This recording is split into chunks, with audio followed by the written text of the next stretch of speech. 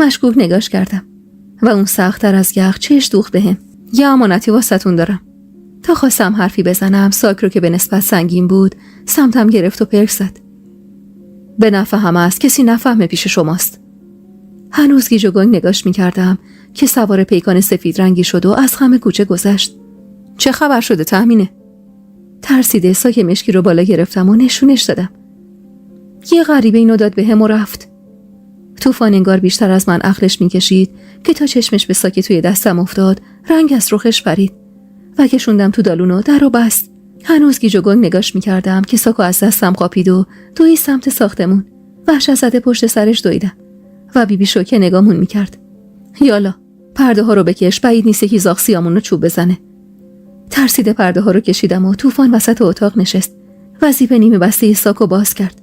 دوستای عزیز و مهربونم، سحر هستم، راوی داستان‌های جذاب عاشقانه. ممنون میشم با لایک کردن و به اشتراک گذاشتن ویدیوها به ما انرژی بدید. یا حضرت عباس، با دیدن صورت غرق خواب بچه‌ای ظریف و ریسه میزه توی ساک، زانوهام سوس شد و کنارش نشستم. 3 ماه گذشته بود، ولی به راحتی میتونستم از شباهتش به ثریا بفهمم این بچه یکیه. طوفان کاغذ دست نوشته روی شکم بچه رو برداشت و با اخمایی در هم تاشو باز کرد.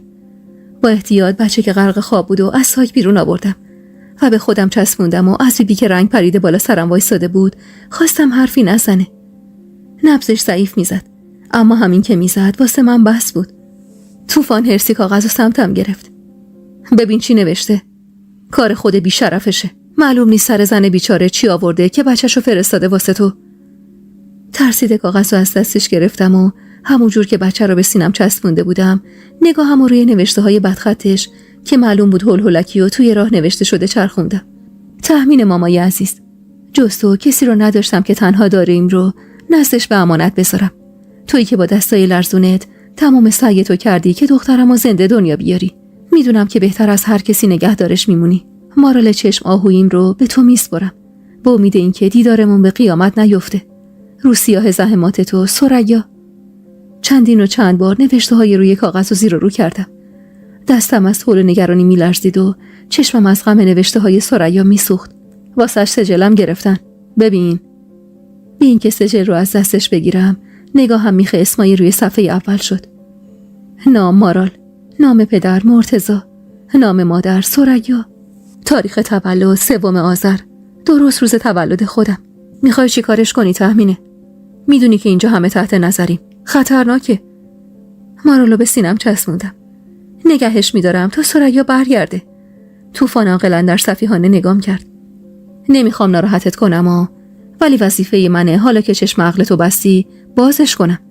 با توجه به نامش اگه میخوای وایسی تا ثریا بیاد باید تا ابد صبر کنی. بغضم ترکید و اشکم روونه شد. الان با دیدن بچه حالت زیاد رو به راه نیست. من تو رو میشناسم تهمینه. یکم استراحت کن، حالت که بهتر شد با هم حرف میزنیم. طوفان میدونست نقطه ضعف من چیه و من به قیمت جونمم که بود حاضر بودم مارالو نگه دارم. بیبی بچه رو ازم گرفت و به حالت زاری بغلش کرد. ای مادر، بمیرم برات که بخت و اقبالت از همون روز اول سیاه بود. ملتمسانه نگاش کردم. بیبی تو رو خدا به کسی نگو این بچه اینجاست. اگه بفهمن هممونو خلاص میکنن. حتی این طفل معصومو. ترسیده سر تکون داد.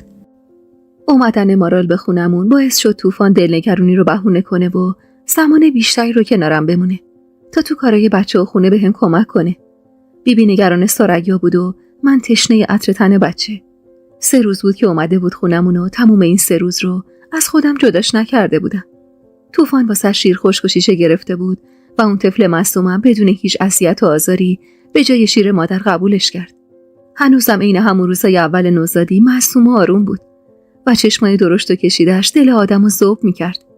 طوفان وقتی میدید لحظه به لحظه بیشتر بهش وابسته میشم، اخماشو در هم می‌کرد و از نگرانیاش میگفت: تهمینه، زندگی خاله بازی نیست که بچه مردمو برداری واسه خودت.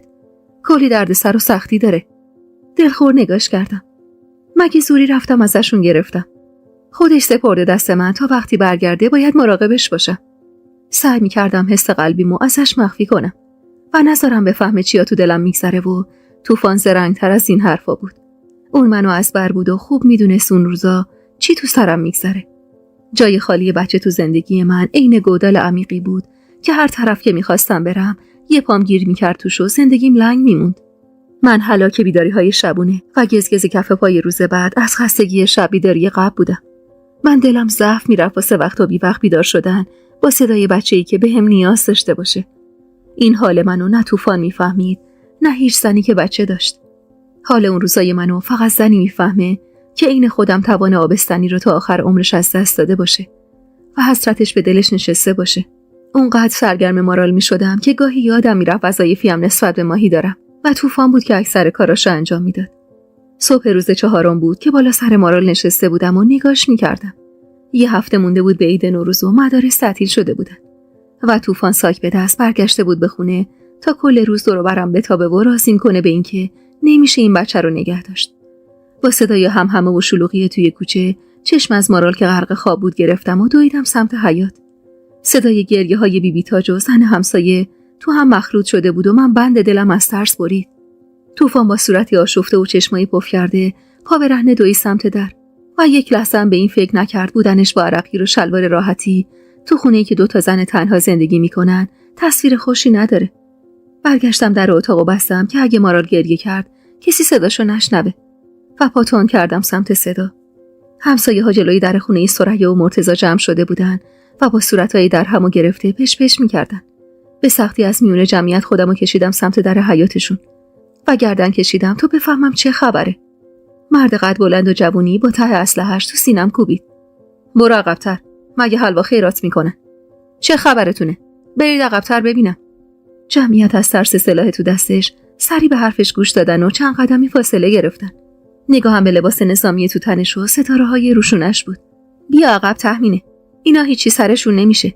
بلا ملا سرت میارن و مهتاب بود که مچ دستمو تو دستش گرفته بود و میکشون سمت خودش. نگاهم میخه چشمایی ورم کرده و نوک دماغ قرمز رنگی شد. چی شده؟ چه خبره مهتاب؟ گرفتنشون؟ انگار با سوالم داغ دلش تازه شد که دوباره شروع کرد به گریه کردن. صبح احمد آقا که از پستش برمیگشته خونه دیده در خونه آقا مرتضی اینا بازه.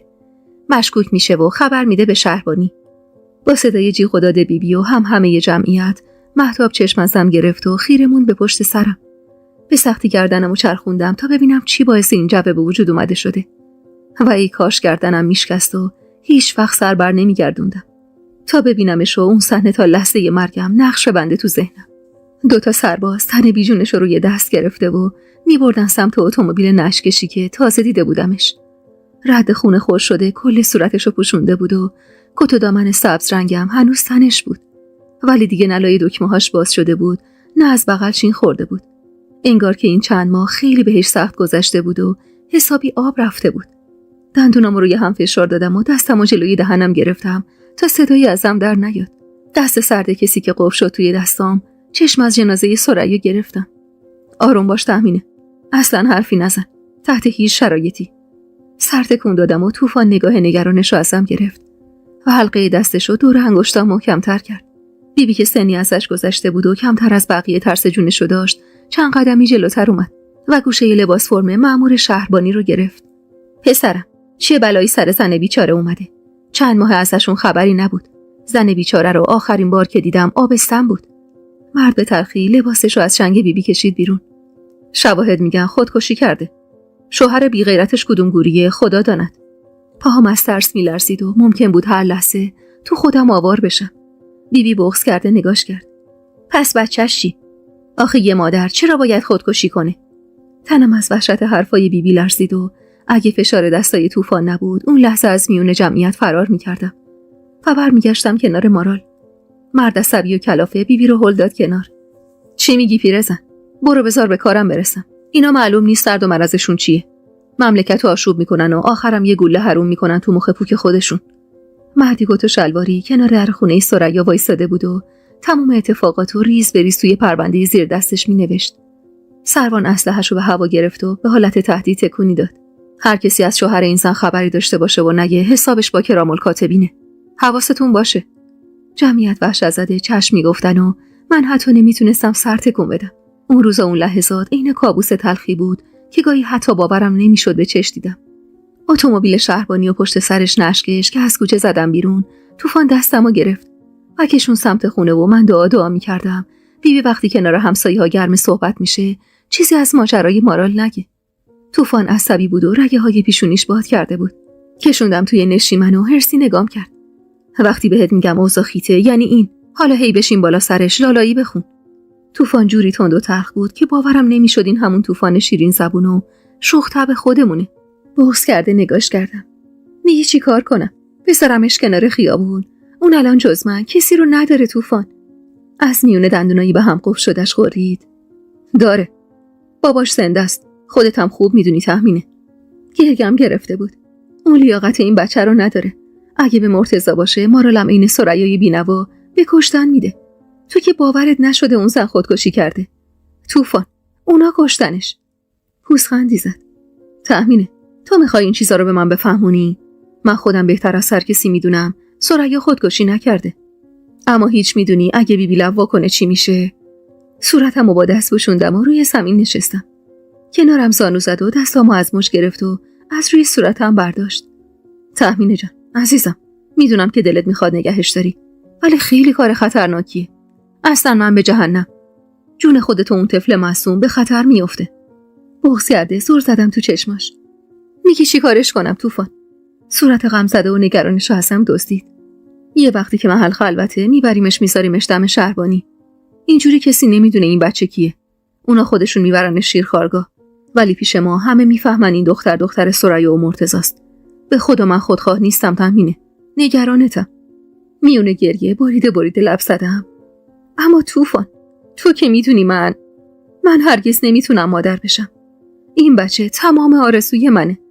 چند لحظه ای مات و مبهوت نگام کرد و بعد چشم ازم گرفت. کل اون روزو هیچ کدوممون از خونه بیرون نرفتیم و سعی داشتیم با افکار توی سرمون بجنگیم. چند باری بیبی اومد پشت در حیاط و صدام زد. نمیدونم از اون میترسیدم یا از مامورای ساواک که ترجیح دادم درو به روش باز نکنم. آخر شب بود که طوفان از فیله تنهاییش بیرون اومد و کنارم نشست. همونجور که شیشه شیر رو توی هوا تکون میدادم همزمان پاهامو تکون میدادم که مبادا بچه ناآروم میکنه. تهمینه بی حرف نگاش کردم. قهری؟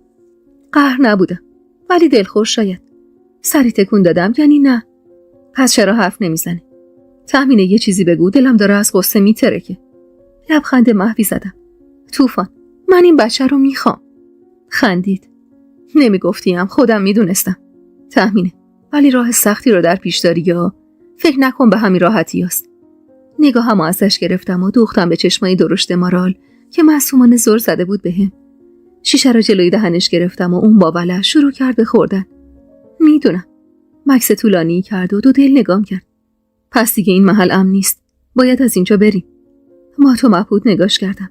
خودخواهی بود اگه بعد از مرگ ثریا ذوق می‌کردم از اینکه قرار بود بچه‌شو نگه دارم. این خونه نصفش به نام ماهی و نصف دیگه‌ش هم به نام مهریه. خبر بهشون میدم بیان واسه فروش. مطمئنم مهری کوتاه میاد، چون حاضر نیست حتی پاشو اینجا بذاره. با وضعیتی که ماهی داشت میدونستم اگه از این خونه بره حالش بدتر میشه. ولی اون لحظه هیچی قد مارال واسم ارزش نداشت. طوفان فردای اون روز رفت سراغ جواد و مهری تا سربسته ماجرا رو واسهشون تعریف کنه و ازشون کمک بخواد. دیگه بهشون اعتماد نداشتم و اگه راه چارگی دیگه ای داشتم اجازه نمیدادم طوفان ماجرای مارالو بهشون بگه. ظهر نشده طوفان با جواد برگشت. جواد چنان اخماش در هم بود که انگار ارث پدریشو از من طلب داشت. بی اینکه جواب سلاممو بده تلخ نگام کرد. چی میگه طوفان؟ یعنی چی که میخوای بچه مردمو بزرگ کنی؟ مگه شهر هرت تهمینه؟ تو خرج و مخارج خودتم به زور داری در میاری. دلم لرزید و بغض گلومو گرفت. کدوم یکی از آدمای این مملکت خرجشون رو راحت در میارن که من دومیش باشم داداش؟ منم عین بقیه زحمت میکشم. دل ندارم. براق شد تو صورتم. من طوفان نیستم که با این حرفا خر بشم تهمینه. زندگی بچه بازی نیست. شوهرت الان خیال میکنه با یکی دیگه ریختی رو هم و فرار کردی. اگه یه روزی یه جایی بچه بغلت ببینه هیچ میدونی چی به سرت میاد. اشکام سرازیر شد. این تنها فرصتیه که من میتونم یه بچه داشته باشم جواد. بدون اینکه زهره دلش به حالم بسوزه اخماشو در هم تر کرد. همه که نباید حتما بچه دار بشن تهمینه. خواست خدا این بوده. نمیشه به خاطرش هر خریتی رو انجام داد که. اشکامو پاک کردم و سعی کردم آروم باشم. اگه این بلا سر مهریم اومده بود بازم عقیدت همین بود. آره. زبون تو گاز بگیر دختر. تلخ خندیدم. حتی حاضر نبود بهش فکر کنه، به اینکه زنش جای من باشه و واسه تمام عمرش توان مادر شدن رو از دست بده. پس چطور انتظار داشت من بشینم و دست رو دست بذارم؟ پس انتظار نداشته باش کوتاه بیام جواد. این دل ساب مرده یه دلخوشی میخواد. تو رو خدا ازش نگیرش. طوفان دستشو گرفت و کشوندش تو اتاق ماهی. کنار مارال نشستم و دست کوچیکشو تو دستم گرفتم و بوسیدم. دختر کوچولوی دوست داشتنی. اون روز و اون لحظه چیزی جز داشتن اون بچه و مادرش بودن نمیخواستم. انگار تموم درد و غم و غصه ها و عقده هام یه جا جمع شده بود و سر باز کرده بود. طوفان هر جور که بود جوادو مجاب کرد که با این ماجرا کنار بیاد. جواد با هم سرد و تلخ بود و من به عشق داشتن مارال نادیده میگرفتم این رفتارشو. جواد که رفت طوفان کمی پکر رو گرفته بود و من حدس میزدم جواد چیزی گفته که دلخور شده. 2 استکان چای ریختم و کنارش نشستم. ببخشید، جواد خیلی تلخ شده. حق داره. اوضاع مهری زیاد رو برا نیست. زیادی بیقراری میکنه. نفس عمیق کشیدم و استکان چای رو دادم دستش. باید برم به یه طبیب اعصاب و روان. احساس میکنم مهری نیاز به کمک داره و تمام این اتفاقا ریشه تو بچگیش داره. تهمینه؟ نگاش کردم. بی حرف و هیچ حرکتی. مطمئنی که از پسش برمیای. اگه بخوای نگهش داری باید قید درس و دانشگاه تو بزنی. باید با سجل ثریا زندگی کنی. دیشب تا صبح به همین چیزا فکر میکردم طوفان. من اونقدر تشنه مادر شدنم که اگه خدا بهم بگه بین کل زندگی تو بچه یکیشو انتخاب کن، قطعا انتخابم بچه است. خندید و سر تکون داد. برو خدا رو شکر کن که یکی این من نشسته جلو تو داری این حرفا رو میزنی. من خودم حاضرم کل زندگی و سلامتیمو بدم، فقط خانواده داشته باشم. اگه جای من جواد بود الان داشت خرخرتو میجوید. نگاش کردم و گفتم چون توی حرف دلمو زدم. من توی این 22 سال عمری که از خدا گرفتم هیچ وقت حرف دلمو بی ترس و واهمه به هیچ کس نگفتم جز تو. آدم انگار کنارت از خودش بودن نمیترسه. لبخند شیرین نقش بس روی لباشو، چشماش برق زد. پس آماده باش، جواد قراره مهری رو راضی کنه واسه فروش خونه. باید از این محله بریم.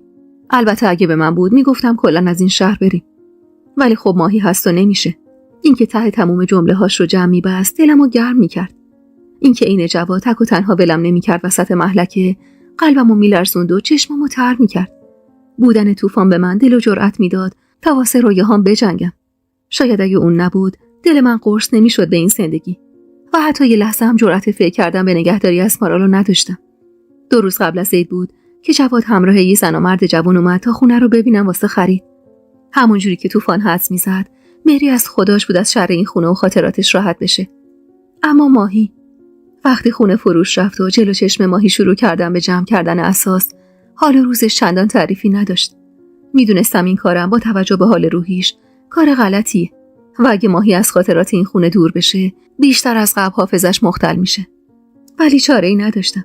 واسه داشتن مارال مجبور بودم صدای کمجون وجدانمو نشیده بگیرم و پا بذارم رو زندگی ماهی و خودم و زندگیمو نجات بدم. با اتفاقی تو محل واسه ثریا افتاد دیگه همسایه ها رغبتی به عید نوروز و سال نو نداشتن و انگار یهویی تمام ذوقشون فروکش کرده بود. وقتی نیمه شب آروم آروم تمام اسباب اساسی فکستنی خونه رو باره وانت کردیم، محل چنان غرق خواب بود که انگار هیچ بنی بشری اونجا زندگی نمی‌کرد. دلم از کم محلیای اخیری که به بی‌بی‌تاش کرده بودم گرفته بود، ولی چاره‌ای نداشتم و مجبور بودم بدون خداحافظی ازش دل بکنم. و دائم زیر لب تکرار می‌کردم به خاطر مارال. من به خاطر اون بچه یا شایدم به خاطر دل خودم پا گذاشتم روی وجدانم و از اون محل دل کندم. خونه جدید یه خونه کوچیک‌تر بود توی محله بهتر. این خونه درست عین خونه قبلی، نیمیش به نام ماهی و نیمی دیگه‌اش به نام مهری بود. اسباب خونه رو به کمک طوفان چیدم و ماهی تمام مدت عین بچه‌ای 3-4 ساله که توی مکان غریبه گیر افتاده باشه یه گوشه کس کرده بود و لام تا کام حرف نمیزد. گاهی که میدیدم طوفان مارالو در آغوش گرفته و ناز و نوازشش میکنه لبخند میشست رو لبم و دلم گرم میشد. سال 52 رو در حالی که مارالو در آغوش گرفته بودم و روبروی طوفان سر سفره 7 سین نشسته بودم از خدا تحویل گرفتم. لبخند با نمکی زد و دست برد توی جیبش. یادت پارسال این موقع از خدا چی واسط خواستم؟ لازم نبود چشمامو تنگ کنم و فکر کنم تا یادم بیاد طوفان لحظه تحویل سال گذشته چی از خدا واسم خواسته بود. اون روزا و اون لحظه ها انگار که با میخ آهنگری تو ذهنم حک شده بود. وقتی با حال زار و درمونده روی تخت بیمارستان واسم سفره 7 سین چید و از خدا خواست این سال واسم بهترین سال عمرم باشه. لبخند زدم. اون روزا رو هیچ وقت یادم نمیره. لبخندش جون گرفت. مطمئن بودم این روزا رو میبینم. تو لیاقتت نبود چشمات همیشه تر بشه و یه بند آه بکشی. لبخندی زدم و چشم دوختم به ماه منیر که رخت خوابش رو انداخته بودم کنار سفره و اون زل زده بود به ماهی سرخ تو کاسه. ماهی. گیج و گنگ نگاش کردم. حال روزش روز به روز بدتر میشد و دوای دردش فقط حضور عادل بود و دخترش. خمسد دستش رو گرفتم. ماهی جان، نگاه کن. چند دقیقه دیگه عید میشه. یکم لبخند بزن. خوبیت نداره لبات آویزون باشه. وقتی با ماهی حرف میزدم، سنگینی نگاه طوفان رو روی خودم حس میکردم. میدونستم دلیل اون نگاه عمیقش و لبخند کج روی لبش واسه تغییر واضح حالمه. درست از روزی که مارال وارد زندگیم شده بود، از این رو به اون رو شده بودم. انگار مارال همون ریسمون امیدی بود که خدا پرت کرده سمتم تا بهش شنگ بندازم و دلم قرص بشه بهش. با صدای توپی که از رادیو دستی ماهی بلند شد، چشم ازش گرفتم و دوختم به صورت مارال. غرق خواب بود و آرامش. صورت ظریفش که توی همین 2 هفته گرد و سرحال تر شده بود و عطر تنش که روی تک تک لباسام موندگار شده بود، حال خوشی بهم میداد. عیدت مبارک تحمین ماما. طوفان دستبند ظریف نقره‌ای تو دستش و دور دستم بست. مات و مبهوت به نوشته خوشخط روش چشم دوخته بودم. مادر.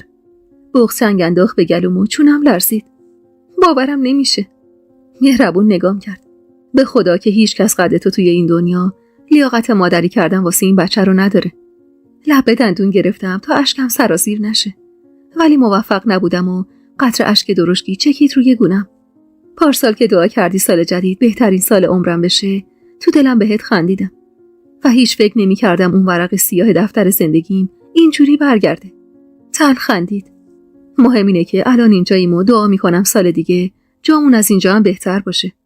بازم ته جمله های جمع بسته شده و بازم دل گرم من که گرمتر می شد به حرفاش.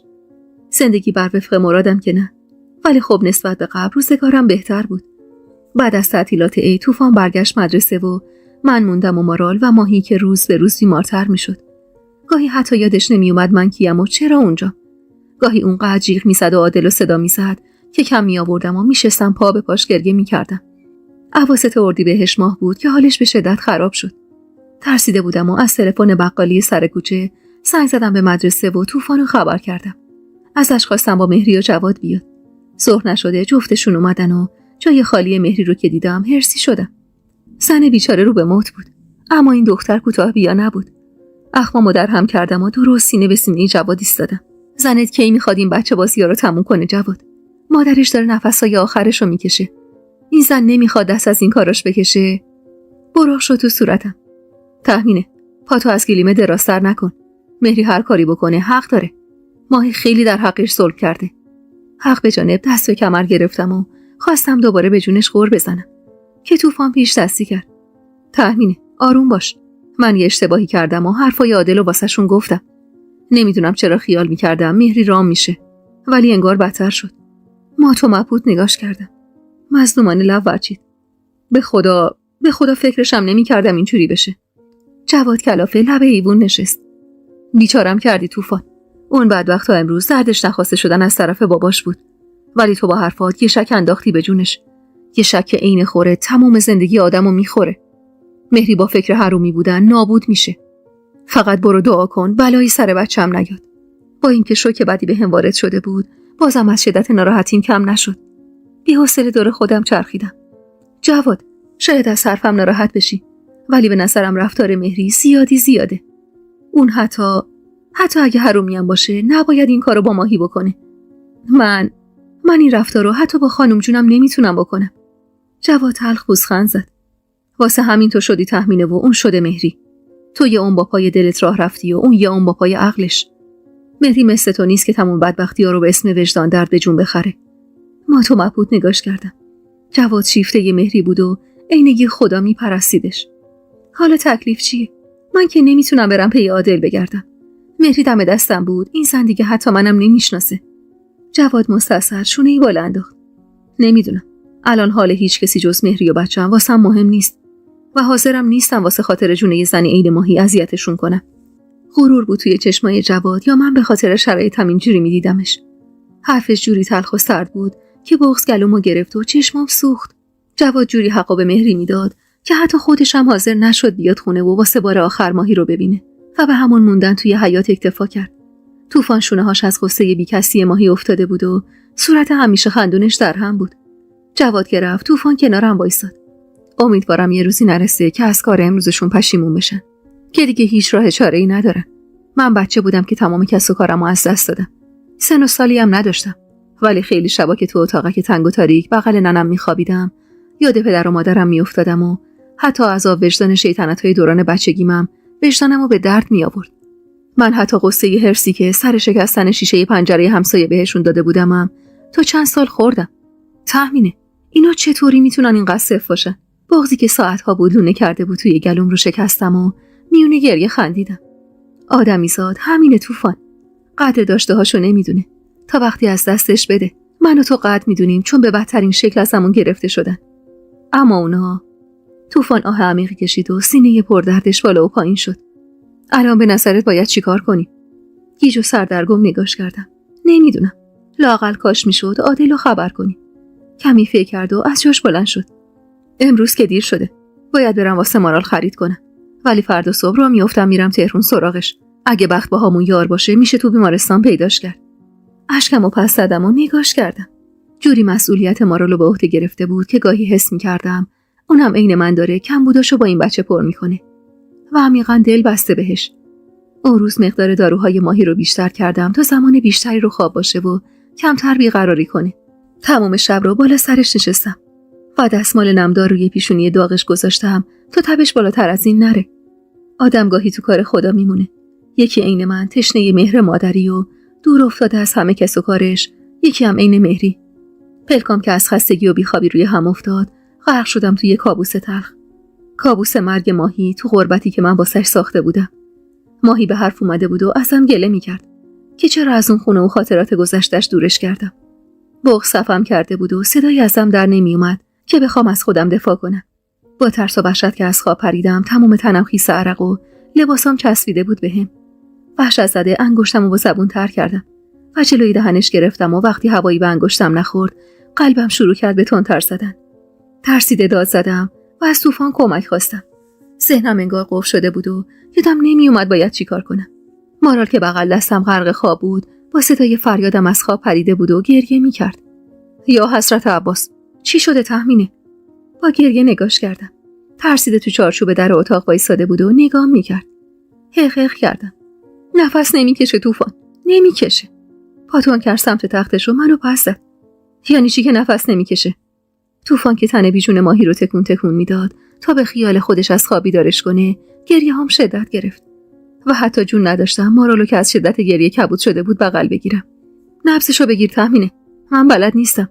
تو میتونی، آروم باش، بیا نبضشو بگیر.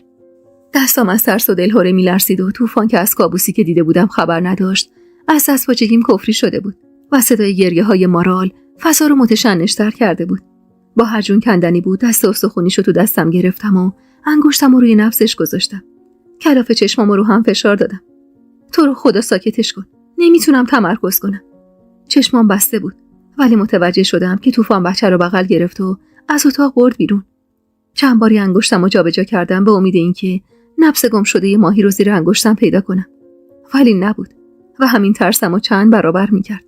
با گریه و زاری ازش خواهش کردم. من از مردن ماهی نمیترسیدم. من از غرق شدن خودم تو گنداب اعصاب وجدان میترسیدم. طوفان شونه‌هامو تو چنگش گرفت. تهمین آروم باش. اون راحت شد. چقدر دیگه باید عذاب میکشید؟ بغض کرده نالیدم. تقصیر من بود. اگه من واسه خاطر زندگی خودم و مارال از اون خونه نمی آوردمش بیرون، اینجوری نمیشد. چشماشو رو هم فشار داد و قطره اشکی چکید روی گونه‌ای پوشیده از ریشش. مرگ دست خداست تهمینه. تو الان ترسیدی. واسه همینم داری جفنگ میگی. پاشو برو سراغ مارال. اولین باری بود که تو این چند سال حرفای طوفان آرومم نمیکرد و فقط به خاطر صدای گریه‌های مارال بود که از جا بلند شدم و از اون اتاق که در و دیوارش بوی مرگ میداد زدم بیرون. بچه بیچاره اونقدر گریه کرده بود که نفسش بالا نمیومد. به سینم چسبوندمش و زیر گوشش نجوا کردم. چیزی نیست مامان جان، چیزی نیست. من کنارتم عزیزم. با شنیدن صدام گریه‌هاش که قطع شد، لبخند محوی نشست رو لبام.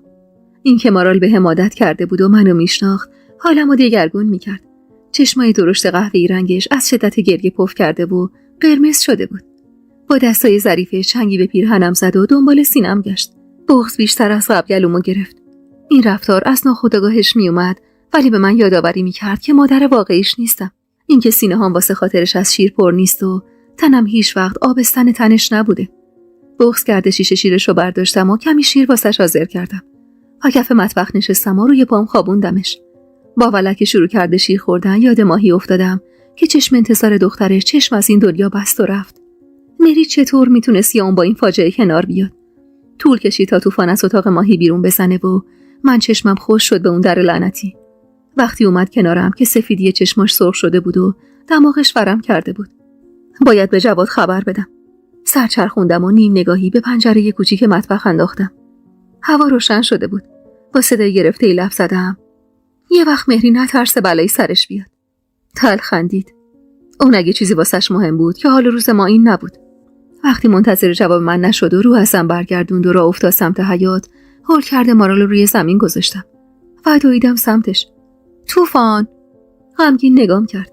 چونم از غم نگاهش لرزید. حالم خوب نیست. یه چیزی بگو. یه حرفی بزن که دلم آروم بگیره از این همه عذاب. مردمک قهوه‌ای چشماش دو میزد. وجدان مال آدمای خوبه. آدم درستا فقط عذاب سرشون میشه. خوشحال باش که تن وجدانت به درد میاد. اونم واسه کاری که چندان بدم نبود. چشماتو باز کن ببین همین مهری به راحتی نشست و دست رو دست گذاشت تا آخرین فرصتش هم از دست بده. من و تو جون میدیم واسه همین یه نیم نظر دیدن مادرامون. قلبم با دیدن چشمای تر و شنیدن صدای بغض کردش به درد میومد. لب دندون گرفتم و طوفان از حیاط زد بیرون. با مرگ ماهی زندگیم دوباره از این رو به اون رو شد. آرامشی که از بعد ورود مارال به زندگیم تزریق شده بود دود شد و رفت هوا و توی چشم به هم زدن همه چیزمو از دست دادم. مهری حتی واسه مراسم خاکسپاری مادرش هم نیومد و جواد با اخمایی در هم ادعا کرد خودش نذاشته زنش با اون وضعش باشه بیا سر خاک مادرش. روزی که 3 نفری ماهی رو غریب و تنها به خاک سپردیم حال طوفان عجیب خراب بود. درسته ماهی زیاد از حد غریب و تنها دفن شد، ولی رفتار طوفان زیاد از حد شور بود. جواد میون راه قبرستون از همون خداحافظی کرد و رفت خونه خودش و من به اصرار طوفانو کشوندم به خونه خودم. اون طوفان شلوغ و پر انرژی چنان کم حرف و ساکت شده بود که یه لحظه ترسیدم نکنه اتفاق بدی واسش افتاده باشه. وقتی لبه ایوون نشست و با 2 دستش سرشو تو چنگ گرفت مطمئن شدم حالش زیادی خرابه. مارال رو روی سیلوی پهن شده روی ایوون گذاشتم و کنارش نشستم. خوبی؟ امروز انگار حالت اصلا خوب نیست. وقتی حتی نگام نکرد ترسم 2 چندان شد. طوفان! بازوی مردونش رو چنگ زدم. نگاه قصه‌تارش رو که انداخت بهم غم تلمبار شد رو دلم. یه حرفی بزن. دارم میترسم ازت. من اگه مردم روز خاک سپاریم از مال ماهیم غریب تره. مات و مبهوت نگاش کردم و معنی حرفش رو که درک کردم عرق سرد نشست روی تیره کمرم. اخمامو در هم کشیدم. این دریوریا چیه میگی طوفان؟ نگاه قصه‌دارش رو ازم گرفت و زل زد به پتوی ماهی که چند روز پیش آبکش کرده بودم و روی بندرختی آویزون شده بود. بی کسی آدمو میکشه تهمینه. ماهی از درد و مرض نمرد. از تنهایی و بی کسی مرد. میترسم تهمینه. میترسم منم عین اون. بغض نذاشت ادامه این حرفشو بگه و من دلم میخواست دست بندازم دور گردنشو بگم که همه کس و کار من الان تویی. دلم میخواست زار بزنم و با هر قطره اشکم بهش بفهمونم که الان اون شده همه کس و کار من. اما انگار اون حلقه طلایی تو انگشت دوم دست چپم مهر سکوت شده بود رو لبام و نمیذاش حرفامو درمون دردش کنم. سکوت کردم و چقدر متنفر بودم از این ناتوانی و عجزی که توی ابراز احساسم داشتم. غربت و تنهایی طوفانو درک میکردم و میفهمیدمش چه عذابی میکشه، ولی کاری ازم بر نمیومد واسش. طوفان گاهی این کوه محکم بود و گاهی چنان حساس و شکننده میشد که نمیدونستم باید چی کار کنم. تنها کاری که اون روزا واسش میتونستم بکنم این بود که نذارم شبا رو تو اتاقک ته حیاط مدرسه سحر کنه و هر روز به یه بهونه‌ای میکشوندمش خونه تا هر جور شده از پیله تنهایی بیرونش بکشم. 2 هفته‌ای از مرگ ماهی میگذشت. اوضاع طوفان رو به راه‌تر بود، ولی کماکان عین سابق تو خودش فرو میرفت و نم غم و غصه چشماشو میپوشون. خوب یادم سر شب بود و طوفان سرگرم بازی با مارال که اون روزا تنها دلخوشی جفتمون بود. با صدای زنگ در حیاط چشم ازشون گرفتم و پاتون کردم سمت در. صدای قهقه‌های از ته دل مارال خنده رو لبم می آورد و همینجور که میخندیدم چفت در رو باز کردم. مهری با یه شکم قلمبه دستشو دور بازی جواد حلقه کرده بود و سر زده بود تو چشمام. آرایش ملایمی روی صورتش خوابونده بود و یه نموره نسبت به قبل از آبستنی خوشگل‌تر شده بود. نمیخوای دعوتمون کنی تو؟ گرچه من خودم صابخونم. مات و مبهوت نگاش کردم و از جلوی در کشیدم کنار تا بتونم وارد حیاط بشن.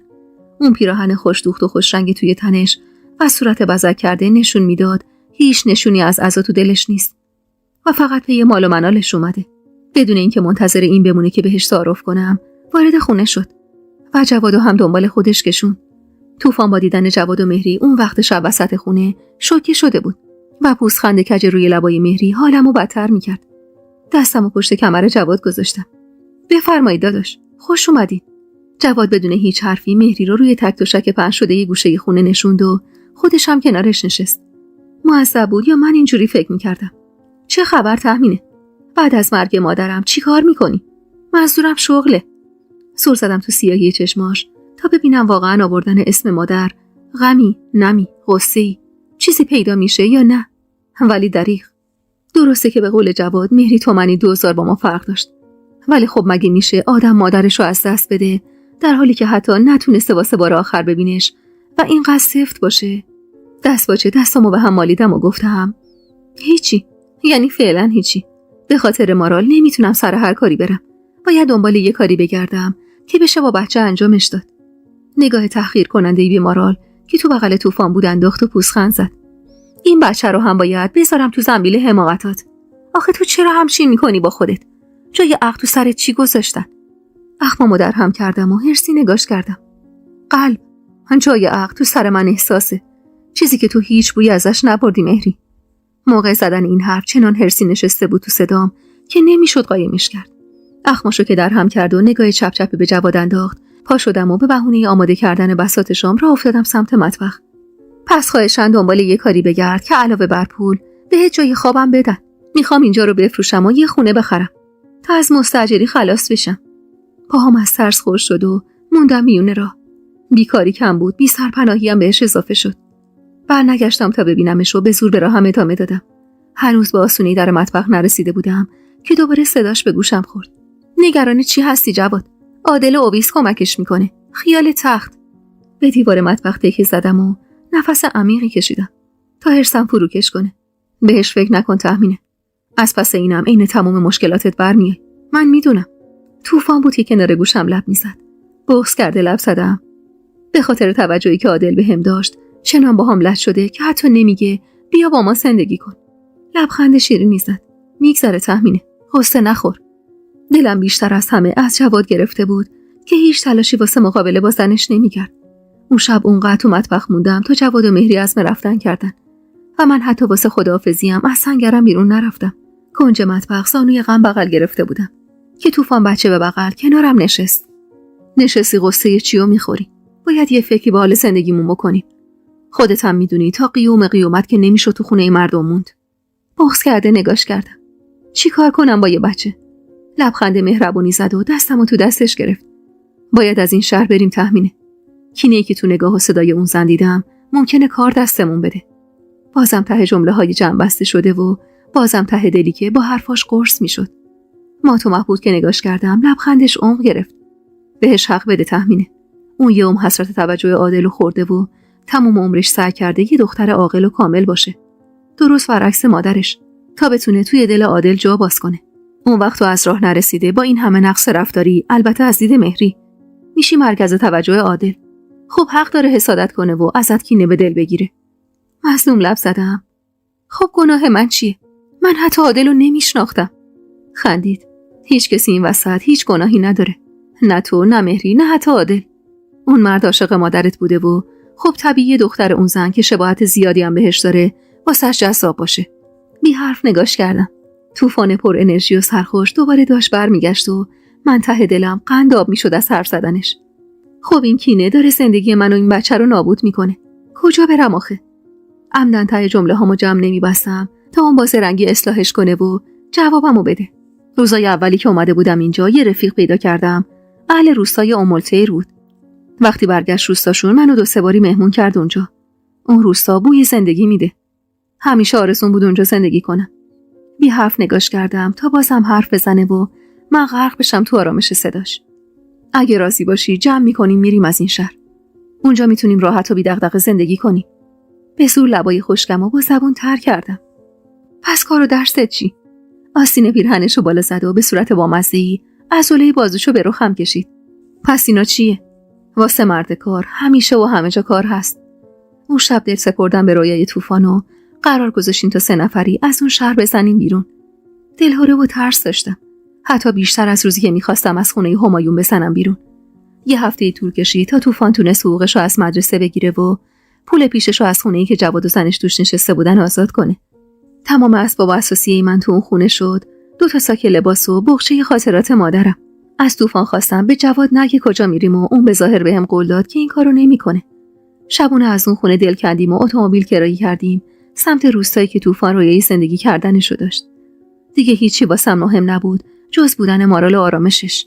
خیال میکردم اگه شبونه با طوفان از اون شهر برم و یه گوشه دنج از این دنیا بساط زندگی معلم کنم، دست احدی بهم نمیرسه و دنیام کنار مارال گلستون میشه. وقتی بچه به بغل تو اتومبیل کرایه نشستم و ساعتها از اون شهر دور شدم، تو سرم سبد رویا بافتم. رویای زندگی کنار دختر چش آهوییم. یه زندگی بی دردسر و بی غم و غصه توی خونه کاهگلی که سایه طوفان همیشه بالا سرمون باشه. هر وقت گرمای حضورش زیادی رویاهامو گرم می‌کرد، یه حس شومی بهم نهیب می‌زد که این مرد هیچ نسبتی با من و دخترم نداره. دخترم، مارال، دختری که به خاطرش دست از همه رویاهام شسته بودم تا تن زخمی قلبم التیام بدم. قلبی شکسته که تمام هم و غمش نبوده یه بچه بود.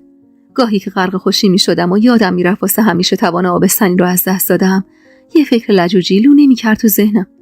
فکر این که نه مارال دختر من بود و نه طوفان کس و کارم. و این چنان عذابم میداد که تمام خوشی زندگی رو به کامم تلخ می‌کرد. به روستای رویاهای طوفان که رسیدیم، چند روز مهمون خونه رفیقش شدیم. طوفان منو به عنوان زن پسرخالش معرفی می‌کرد و من خودم رو جای ثریا جا می‌زدم. اولین بار که رو به رفیقش از شوهرم که رفته بندر و منو سپرده به طوفان حرف می‌زد، یه گوشه از قلبم چین برداشت. اونقدر تو زندگیم ناملایمتی و بی‌مهری دیده بودم که دیگه تمام امیدم به اون بود، به محبت و مردونگیاش. غافل از اینکه اون حلقه سرد تو انگشتم باعث شده بود بشم یه زن شوهردار فراری که انگ خیانت بهش خورده. نزدیک به 2 سال بود که هیچ خبری از همایون نداشتم، ولی سایش همیشه و همه جا دنبالم بود. سخت بود ارتباط برقرار کردم با مردم روستایی که سخت کنار می اومدن با غریبه ها. علل خصوص زن جوون و بچه به بغل که ادعاش میشد شوهر با غیرتش رفته بندر پی کار. طوفان از غیرت و تعصب مردم روستا خبر داشت که منو سپرد به خاله پیر رفیقش و خودش هم پای کارگرای روستا شد. خاله آیه زنی 60-70 ساله، سبز رو و سمخت و اخمو کم حرف بود. مردم ده ام آیه صداش میکردن و نفوذ تاثیرش روی اهالی ده منو یاد خانم جون مینداخت. ام آیه یکی از اتاقای خونش رو به من و دخترم داد تا وقتی که شوهرم برگرده. شوهر خیالی.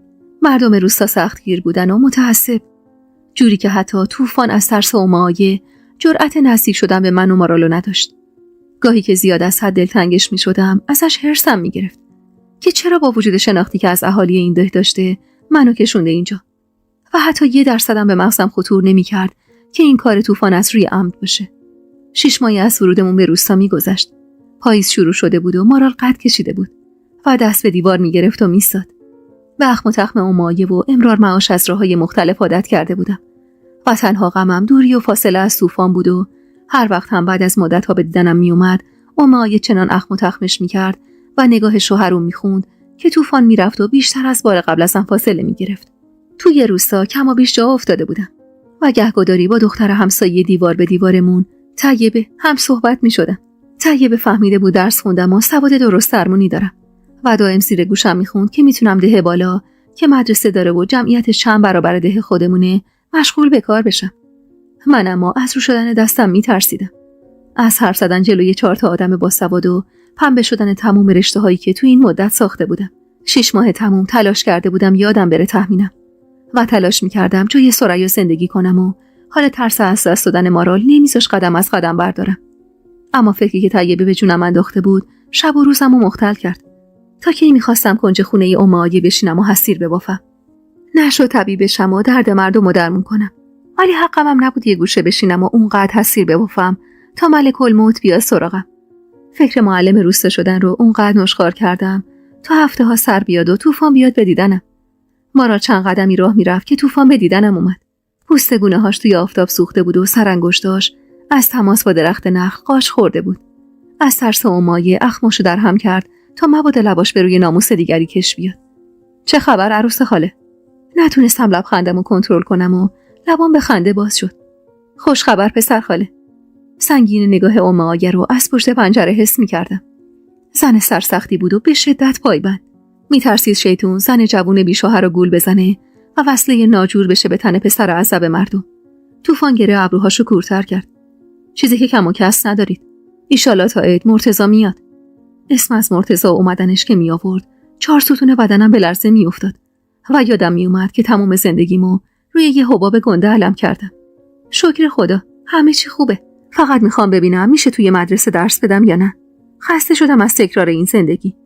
ناخودآگاه لباش به خنده باز شد. پس بالاخره فروکش کرد مهر مادری سرکوب شدتون بانوی بهشتی. خیلی وقت بود که دیگه با هم اینطوری حرف نزده بود. با خنده و عین قدیما از ذوق آگه رو فراموش کردم و لبخند زدم. خونه نشینی عذابم میده. مطمئن بودم یه روزی به اینجا میرسی. ولی خب صبر کردم تا خودت بهش برسی و خودت بخوای. اتفاقا مدرسه یه ده بالا معلم زن کم داره. ولی رفت و آمدش واسط سخت میشه یکم. سوق زده گفتم عیبی نداره. هرچی باشه انجامش میدم. هی دختر، تا کی میخوای وایسی اونجا گل بگی گل بشنوی؟ بیا تو دیگه. بچت خونه رو آوار کرد. ترسیده برگشتم سمت مایه که لای در وایساده بود و نگام میکرد. آروم پیش زدم. حتی اگه یه اتاقم تو اون روستا واسم جور کنی راضیم. کنار مایه راحت نبودم. طوفان سر تکون داد و رفت و من موندم و ساعتها اخم و تخم مایه واسه اومدن طوفان. گاهی به سرم میزد سفره دلمو پیشش باز کنم و بگم سایه هیچ شوهری رو زندگی من نیست. بگم نه قرار مرتضی بیاد نه کس دیگه ای. ولی خب یاد ماجرای بیبی تاش که میافتادم ترس برم میداشت. اگه مایه میفهمید که من یه زن شوهردار فراریم که بچه 2 نفر دیگر رو بزرگ میکنه قطعا رفتارش با هم بدتر میشد. 2 روز بعد دوباره طوفان اومد. لباش خندون بود و چشماش برق میزد. ظرف خرمایی به دستم داد و لبخند زد. باید بریم ده بالا تا مدیر مدرسه ببینتت. از ذوق کف دستامو به هم کوبیدم و لبخند زدم. تو رو خدا راست میگی؟ خندش رو کنترل کرد و با چشم و ابرو به پشت سرم اشاره کرد. آره، باهاشون حرف زدم به یکی عین تو نیاز دارن. برو لباس بپوش، مارالم بیار تا بریم. از ذوق دویدم سمت اتاقم و کت و دامن مرتبی تنم کردم و موهای بلندم و پشت سرم بستم. مایه خیره نگاه میکرد. با ذوق کنارش نشستم. خاله، دارم میرم ده بالا. میخوام تو مدرسه درس بدم به بچه‌ها. ابروهای دست نخوردش بالا پرید و لبخند محوی رو لباش نشست. طیبه گفته بود سواداری. پس راست میگفت. کمی دست باچه شدم ولی خودمو نباختم. آره، مرتضی که بود تو شهر خودمون درس میخوندم. خیره نگام کرد و من از ترس سر زدم به خط خالکوبی شده روی چونش. حسابی مواظب باش سریا. مردا عین گرگ میمونن. چشمشون همش به یه زن تنهاست. لب به دندون گرفتم تا مبادا حرفی بزنم و اوضاع را خرابتر کنم. و لباس مرتبی تن مارال کردم. چشم خاله، حواسم هست. اون روز با طوفان رفتیم ده بالایی که پیاده نیم ساعتی تا ده خودمون راه داشت. روستایی که بزرگتر از روستای ما بود و جمعیت بیشتری داشت. و طوفان میگفت تمام بچه‌های دهاتای اطراف میان اینجا مدرسه. دلهره داشتم و دردم 1-2 تا نبود. ساختمون مدرسه از دور هم پیدا بود. یه مکان نوساز که طوفان میگفت چند سالی میشه که به دستور رضا شاه واسهشون ساخته شده. اهالی روستا با دقت نگاه میکردن و من میدونستم واسه سبک لباس پوشیدنمه که باهاشون فرق داره. لباسایی که به خواسته آیه از بعد به ورود به خونش کنار گذاشته بودم تا کمتر مورد توجه مردم ده باشم. اما حالا به نظرم نیاز بود که معلم روستا سر و وضعی متفاوتی داشته باشه. یا شایدم خودم نیاز داشتم که شبیه تهمینه باشم و اعتماد به نفس از دست رفتم و برگردونم. مدیر مدرسه مردی کت و شلواری میان سال و خوش برخورد بود که اصلا لهجه روستایی نداشت. سجل سریا رو روی میزش گذاشتم و اطلاعاتش رو واسه بار 1000م توی ذهنم مرور کردم. مرد از بچه‌های پرشر و شور روستا میگفت و از بی‌حوصلگی معلمای مرد مینالید. طوفان بی‌حوصله بالا سرم وایساده بود و دور و برش رو نگاه میکرد. مرد چند تا سوال پیش و پا افتاده پرسید تا در قبال مدرک تحصیلی جا مونده توی شهرم از سطح سوادم مطمئن بشه. سعی کردم دستپاچگیم رو مخفی کنم. ابروهامو کمی بالا دادم و گلومو صاف کردم. من روستای بالا زندگی میکنم. رفت و آمد واسم سخته. اگه اتاق بهم بدین که با بچم همینجا بمونم خیلی خوب میشه. البته فقط تا وقتی که شوهرم برگرده. محبی مدیر مدرسه از خدا خواسته کلید تک اتاق ته حیاط مدرسه رو سپرد بهم و من درست از آبان ماه سال 52 شدم معلم کلاس اول و دوم مدرسه روستا. طوفان هم خوشحال بود هم نگران. خوشحال از اینکه تونستم یه قدمی واسه زندگیم بردارم و نگران از اینکه توی اون ده تنها میمونم و خودش مجبور بود برگرده به روستای آیه. اونقدر از تحمینه بودم فاصله گرفته بودم که گاهی خودم هم باورم میشد ثریای قصه‌ام و چشم انتظار مرتضی نشستم. مارال روز به روز خط میکشید و من به واسطه بچه‌های مدرسه میون اهالی ده جا باز میکردم. سالهایی که توی اون روستا کنار دخترم زندگی کردم بی دغدغه ترین سالهای عمرم بود. اگرچه سخت میگذشت ولی تمام قصه های عالم میارزید به لبخند روی لبش و صدای شیرینش که دم به دقیقه مامان صدام میزد. مارال 6 ساله بود که زمزمه های انقلاب توی روستا پیچید. مردم ده دیگه باورشون شده بود بلای سر شوهر خیالیم اومده و من از خدا خواسته دم از انقلابی بودنش میزدم. اسفند 57 بود. اطلاعیه داده بودن که تمام مجسمه ها و تابلوهای شاه رو جمع کنیم. مدرسه رو تعطیل کردیم و آقای محبی مدیر مدرسه یه بند غر میزد که چرا باید عکس کسی رو که سازنده این مدرسه است از در و دیوارش جمع کنیم. اون روز مدرسه خلوت بود و جز من و محبی و 2 تا معلم دیگه کسی نبود که جیپ سبز رنگی وارد حیاط مدرسه شد. 3 مرد کت شلواری بدون کراوات و زنی که روسری بزرگی زیر گلوش گره زده بود و چند تا کارتون بزرگ زیر بغل داشت از اتومبیل پیاده شدن. شنیده بودم که پرچم شیرشاه رو آتیش میزنن و روسری سر زنای شهر میکنن ولی باورم نمیشد. قبل از اینکه وارد اتاق بشن مدیر ترسیده کراواتش رو از دور گردنش باز کرد و توی کشوی میزش انداخت. زن جوون که روسریش رو تا وسط پیشونیش جلو کشیده بود روبرون وایساد و انقلاب خمینی رو بهم تبریک گفت. بی حرف لبخند زدم و سر تکون دادم. قاب عکس آیت الله رو از کارتون در آورد و دست مدیر داد. جای اون عکس میخش کنید به دیوار. مدیر که تا چند لحظه پیش عجز میخوند ترسیده و هر زده سری تکون داد و عکس رضا شاه رو پایین کشید. زن جوون یه روسری قوار بزرگ به دستم داد و لبخند زد. امام گفتن بهتر زنان الگوی جامعه پوشش بهتری داشته باشن. بی حرف نگاش کردم. وقتی دید روسری رو ازش نمیگیرم خودش پیش قدم شد و روی سرم انداخت و گره کجی زیر گلوم زد. اون روز اون 4 نفر تمام عکسای شاه و پرچمای شیر و خورشید مدرسه رو جمع کردن و پرچمی 3 رنگ بدون هیچ علامتی به محبی دادن. قبل از رفتن از 4 نفرمون سوال کردن که موافق انقلاب هستیم یا نه. واسه موندن توی اون مدرسه نیاز داشتم به موافقت کردن و امضا زدن پای برگه‌ای که نشون بده موافق انقلابم. بعد از رفتن اونا محبی با کراوات قرمزش خداحافظی کرد و من گره رو سریمو شلتر کردم و کلافه رو صندلی نشستم. اون روستا دور بود از هر نوع سیاست و جنگ و جدالی ولی دیگه اهالی منو به عنوان زن مردی که توی گیرودار انقلاب شهید شده بود میشناختن و من واسه خاطر مارال مجبور بودم سکوت کنم و با شرایط جدید کنار بیام. طوفان اما هوای سیاست به سرش زده بود و حرص قاب عکسی رو میخورد که بی فکر از دیوار مدرسه کنده بودن. آخه لا مروبتا، اون عکس چیکار به انقلاب شما داره؟ این مدرسه رو اون خدا بیامرز ساخته. نمیشه عکسش رو کند انداخت تو آتیش که. ترسید تو رو برم و نگاه کردم. چند روز در میون بهمون سر میزد و مارال داداش صداش میزد. تو رو خدا یواشتر. دنبال دردسری طوفان. نمیدونی با ضد انقلابی‌ها چی کار میکنن؟ کلاف نفسش رو بیرون داد و دستی تو موهای پرپشتش که حالا چند تار سفید لابلاشون لونه کرده بود کشید. خدا آخر عاقبت ما رو با اینا به خیر کنه. لااقل دلم خوشه خون امثال ثریا الکی ریخته نشد. تهش امثال مرتضی به خواستشون رسیدن. بغض کرده زور زدم به مارال که ته حیاط مدرسه لیلی میکرد و موهای بلندش رو سپرده بود به دست باد. به نظرت مرتضی زنده است؟ طوفان میدونست درد من چیه و از چی میترسم. خیره نگام کرد. تأمینه. بهت گفته بودم تو این زندگی همه چیز ممکنه پیش بیاد. مرتضی بیاد پی دخترش. نمیدونم. سر و کله همایون پیدا بشه. یکی به فهم تو ثریا نیستی. تو همه اینا رو میدونستی و این زندگی رو ساختی. پس نگرانیت بی خوده. بغض کرده نگاش کردم.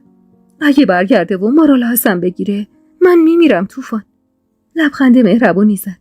تا کی میخوای ثریا باشی؟ شاید درد از دست دادن مارال سخت باشه ولی لااقل خودتو پیدا میکنی. عصبی شدم و دندونامو رو هم فشار دادم.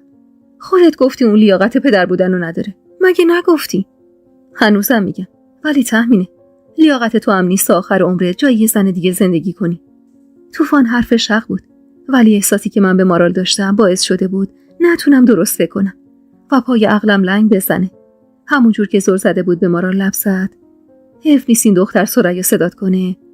دلم میخواد ببینم اون روزی رو که اونقدر اغرس شده باشه که بشه بهش تموم حقیقتو گفت. دلم میخواد بدونه یه زن از همه چیزش گذشت تا اونو داشته باشه.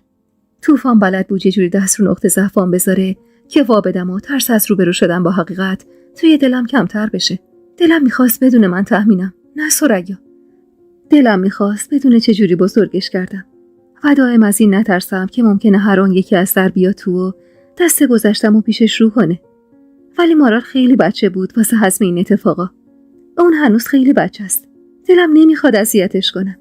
با لذت نگام کرد و من میدونستم ته دلش قنداب میشه از جرأتی که توی وجودم ریخته. راستی خاله آیه واسم یه دختر زیر سر گذاشته.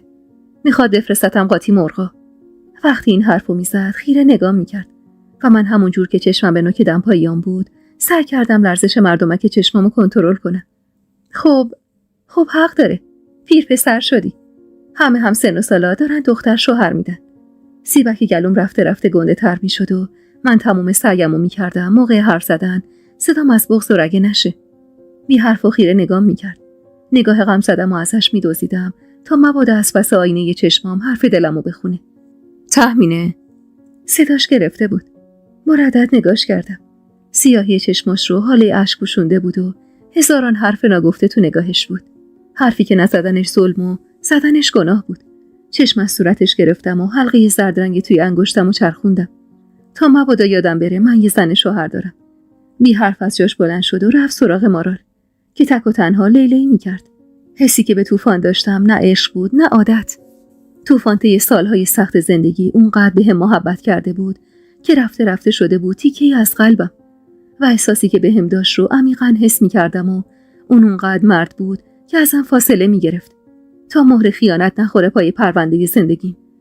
و من بعد از گذشت سالها فهمیدم اون عمدن زندگی توی اون روستا و کنار امایه بودن رو انتخاب کرده تا به زورم شده بین من و خودش مانع ایجاد کنه. از اون روزی که طوفان خبر داد امایه واسش دختر زیر سر گذاشته تمام شبا دختری رو تصور میکردم که لباس تور تنش کرده و دوشا دوش طوفان ایستاده و نقل و نبات رو سرش میپاشن. از تصورش بغض کلومو میگرفت و اشک و جون میآورد پشت پلکام. آفتاب که میزد تمام غم و غصه ها رو پس میزدم و به دلم نهیب میزدم که حق طوفان نیست که به پای دل من تنها بمونه. خوب یادمه که مارال 8 ساله شده بود و کلاس دوم. سر کلاس درس خودم میشست و سراپا گوش میشد حین درس دادنم. چند ماهی میشد که مملکت درگیر جنگ بود و مردم روستا آشفته. ترس از خونپاره و تیر و تفنگ و امنیت دخترم باعث شده بود از خواب و خوراک بیفتم. آذر سال 59 بود که خبر رسید ارتش عراق حمله کرده به روستای پایین. قلبم عین گنجشکی بیقرار به دیوارهای سینم میکوبید. انگار که کسی چنگ انداخته بود به روح و تنم و عذابم میداد. مارال گوشه اتاق کس کرده بود و گریه میکرد. مامان، بچه‌ها میگن عراقی‌ها همه مردم ده پایینو کشتن. سعی کردم آروم باشم. میدونستم دردش داداش طوفانشه و درد من بیخبری از اون. تمام روستاهای اطراف خالی از سکنه بود و اگر کسی هم مونده بود جوونی توی جبهه داشت و چشم انتظارش نشسته بود. نفس عمیقی کشیدم و بغضم و قورت دادم. نه مامان جان، طوفان میاد، مطمئن باش. مدرسه خالی بود. چش دوخته بودم به در تا طوفان بیاد سراغمون. دم غروب بود که یکی با مشت افتاد به جون در حیاط مدرسه. کل روز چشمم به در بود و پا برهنه دویدم سمت در. طوفانو که سعی و سالم پشت در دیدم نگاهم میخه چشمایی نگرانش شد تا خواستم دهن باز کنم و گله کنم از بیخبری کنار کشید و از پس قامتش چشمم به صورت برزخی جمیل روشن شد. نفس تو سینم حبس شد و چند باری پلک زدم تا شاید کابوس تلخ پیش روم دود بشه بره هوا. 10 سالی از آخرین باری که دیده بودمش میگذشت. انگار که جوونی‌های آقام رو برون وایساده بود و با توپ پر نگاه میکرد. بفرما جمیل خان، این هم آبجی فراریتون.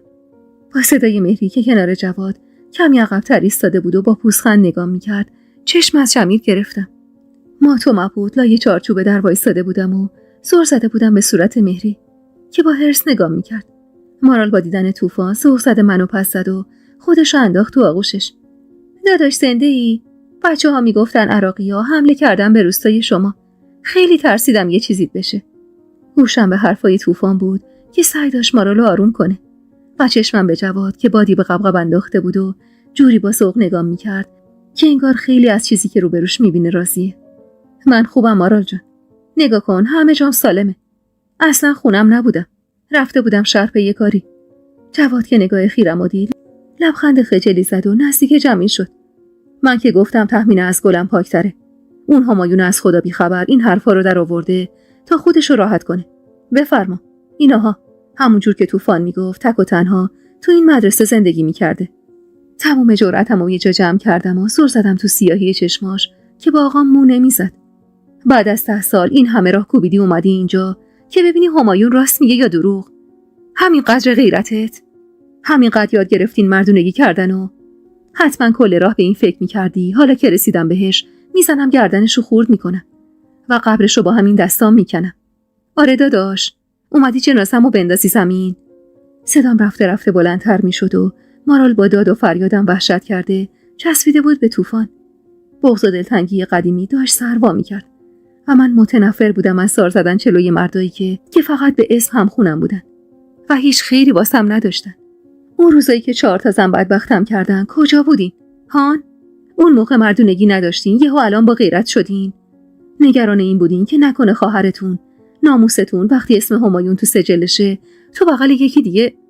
با ضربه دست جمعی که روی نیمروخ صورتم نشست حرف تو دهنم ماسید و مات و مبهوت نگاش کردم. ببند دهن تو. فکر نکن تنها زندگی کردی، خیلی هنر کردی. همون فرارت از اون خونه بسته واسه گردن زدنت. حیف که آقام گفته زنده برات گردونم خونه. پر از حرص بودم و نفرت، پر از کینه و حسد. وقتی منزجرانه سر زدم تو سیاهی چشماش، مشت گره شده از حرص طوفان رو دیدم که به زور داره کنترل میشه تا پای چشم جمیل بادمجون نکاره. مارال ترسیده دوید کنارم و دستشو دور کمرم حلقه کرد. مامان، من از این آقا میترسم. جمیل همونجور که نگاه میکرد پوزخند زد. مریم مقدسی بدون شوهر مادر شدی؟ دستم روی سر مارال گذاشتم و خم شدم و در گوشش بهش زدم. قربونت برم، نترس، برو تو، الان مامان میاد. بچم ترسیده بود ولی حرفمو زمین ننداخت و همونجور که نگاه وحشت زدش به جمیل بود برگشت سمت حیاط مدرسه. داداش، داری زیادی تون میری. تخمین این بچه رو به فرزندی گرفته. جواد سعی داشت جمیل رو که رگ گردنش قلمبه شده بود آروم کنه. نگاه جمیل پر بود از تحقر و انزجار. برو خداتو شکر کن، عالم و آدم میدونن بچت نمیشه، وگرنه همینجا خونه تو میریختم. یالا جمع کن، باید بریم تهرون. خانم جون حالش خوب نیست، تو رو خواسته. گستاخانه زور زدم تو صورتش. اگه نیام. براق شد تو صورتم و طوفان تا خواست خالت کنه جواد ترسیده پسش زد. باید بیای تهمینه. به نفع هم است که بیای. نگران نباش. اوضاع بد نیست. مارالم میبریم. اینجا جنگ امنیت نیست. تهرون اوضاع بهتره. چشم از جواد گرفتم و دوختم به طوفان که تو اون بحبوحه تمام سعیشو میکرد با رعایت فاصله مراقبم باشه. حس بدی بود. انگار ته بنبست گیر کرده بودم و تمام زندگی که 10 سال آزگار واسش تلاش کرده بودم رو باخته بودم. نیاز داشتم طوفان حرفی بزنه و آرومم کنه. اما اون از ترس حرفای صدمنگ غاز جمیل لام تا کام حرف نمیزد. مستصل و سردرگم برگشتم تو حیاط و جواد زودتر از بقیه دنبالم اومد. تهمینه، کجا میری؟ من خیر و صلاح تو میخوام. این به نفع هممونه. هرسی برگشتم طرفش. تو خیر و صلاح منو میخوای؟ تویی که این خیالت هم نبود اگه زنت خونش رو بفروشه خواهرت آواره میشه؟ اصلا گفتی خواهرم این همه سال کجاست؟ چه غلطی میکنه؟ لبخند خجلی زد. من یه پدرم تهمینه. قبل از هر چیزی باید آرامش بچم واسم مهم باشه. مهری آبستن بود. نمیتونستم به خاطر اینکه تو هوس مادر شدن داشتی عذابش بدم. پوزخندی زدم. پس الانم برو پی زن و بچت. کی گفته بیای اینجا؟ هان؟ اصلا از کجا فهمیدی من کدوم گوریم؟ به هم نزدیک شد و دستمو تو دستش گرفت. تهمینه، من ولت نکردم به امون خدا. طوفان با هم مشورت کرد. خودم اون روستا رو بهش پیشنهاد دادم. تمام این سالا دورا دور هوا تو داشتم. نیومدم جلو چون میدونستم اینجوری میکنی. چون مهری نمیخواستت. مجبور بودم واسه خاطر مهری ازت فاصله بگیرم.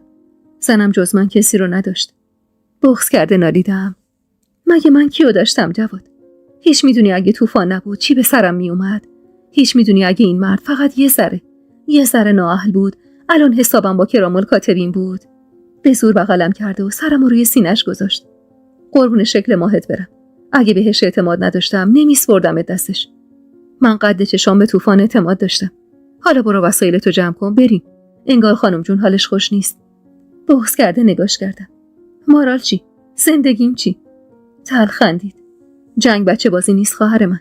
همه مردم خونه هاشونو ول کردن رفتن یه جای امن. باید بریم حتی اگه نخوای خانم جونو ببینی. سرچرخوندم پی طوفان که گوشه ی حیاط ظاهرا سرگرم مارال بود. ولی تمام حواسش پی ما بود. طوفان چی؟ میخواد بره جبهه. اخمامو درهم کردم. مگه خاله بازیه؟ وای نستادم تا جواد حرفی بزنه و پاتون کردم سمت طوفان که تا دید بهش نزدیک میشم از جا بلند شد. جواد چی میگه طوفان؟ عقلتو از دست دادی؟ جنگه، بازی که نیست. مغموم نگام کرد. همه ول کنم برن که نمیشه. 4 نفر باید وایسن از خاکمون دفاع کنن. کی بهتر از من بی کس و کار؟ کی بهتر از من بی کس و کار؟ وقتی میگفت بی کس و کار انگار سنی با ناخنای بلند و تیزش به قلبم خشم مینداخت. قطره اشکی چکید روی گونه‌ام. پس من چی؟ رو حسم گرفت و نشست پای مارال تا زانوی خاک خوردش رو تمیز کنه. تو هم برمیگردی پیش خانوادت، پیش همایون. بغض داشت یا من اینطوری فکر میکردم نمیدونم. قطره اشک چکیده روی گونه‌ام و با حرص پس زدم. تو حق نداری با خودت این کارو بکنی طوفان. وقتی جوابمو نداد حرصی دست مارالو تو دستم گرفتم و چپیدم تو اتاقی که ته حیاطو جفت در و پشت سرم انداختم. دلم نمیخواست از اون اتاق و اون مدرسه دل بکنم. از اون زندگی که با بدبختی ساخته بودمش. از آرامش هر چند ظاهری و سرابوارش. دلم نمیخواست برگردم به اون شهر و اون خونه پردرد سر. ولی چاره‌ای نبود انگار. جمیل از پشت در تهدیدم میکرد و جواد التماس. من اما گوش به زنگ حرفای شیرین طوفان بودم که دیگه هیچ خبری ازشون نبود. ناچار بعد از چند ساعت جفت در رو باز کردم. چشمای حرسی جمیل به خون نشسته بود و اگه به خاطر خانم جون نبود خونم و همونجا وسط حیاط میریخت. مهری بی حرف و با اخمای در هم یه گوشه ایستاده بود و نگام میکرد. از نگاهش حس کردم از بیچارگی من لذت میبره. ساک دستیمو برداشتم و 4 تا تیکه لباس چپوندم توش. هر چی داری بردار. قرار نیست برگردی. وین که نگاهی به جواد که بالا سرم وایساده بود بکنم، هرسی تمام وسایل ضروری خودم و مارالو چپوندم تو ساک. من نمیخوام تو اون خونه زندگی کنم. این بچه خیال میکنه اسم من ثریاست. خیال میکنه باباش کشته شده. من چجوری بیام وسط قوم و ظالمینی که به خون من تحمین تشنن؟ چجوری به دختر بچه 8 ساله بفهمونم اینا رو؟ هان، تو یه چیزی بگو جواد. کلافه کنارم نشست. ایناشو با خودت ساختی تحمینه.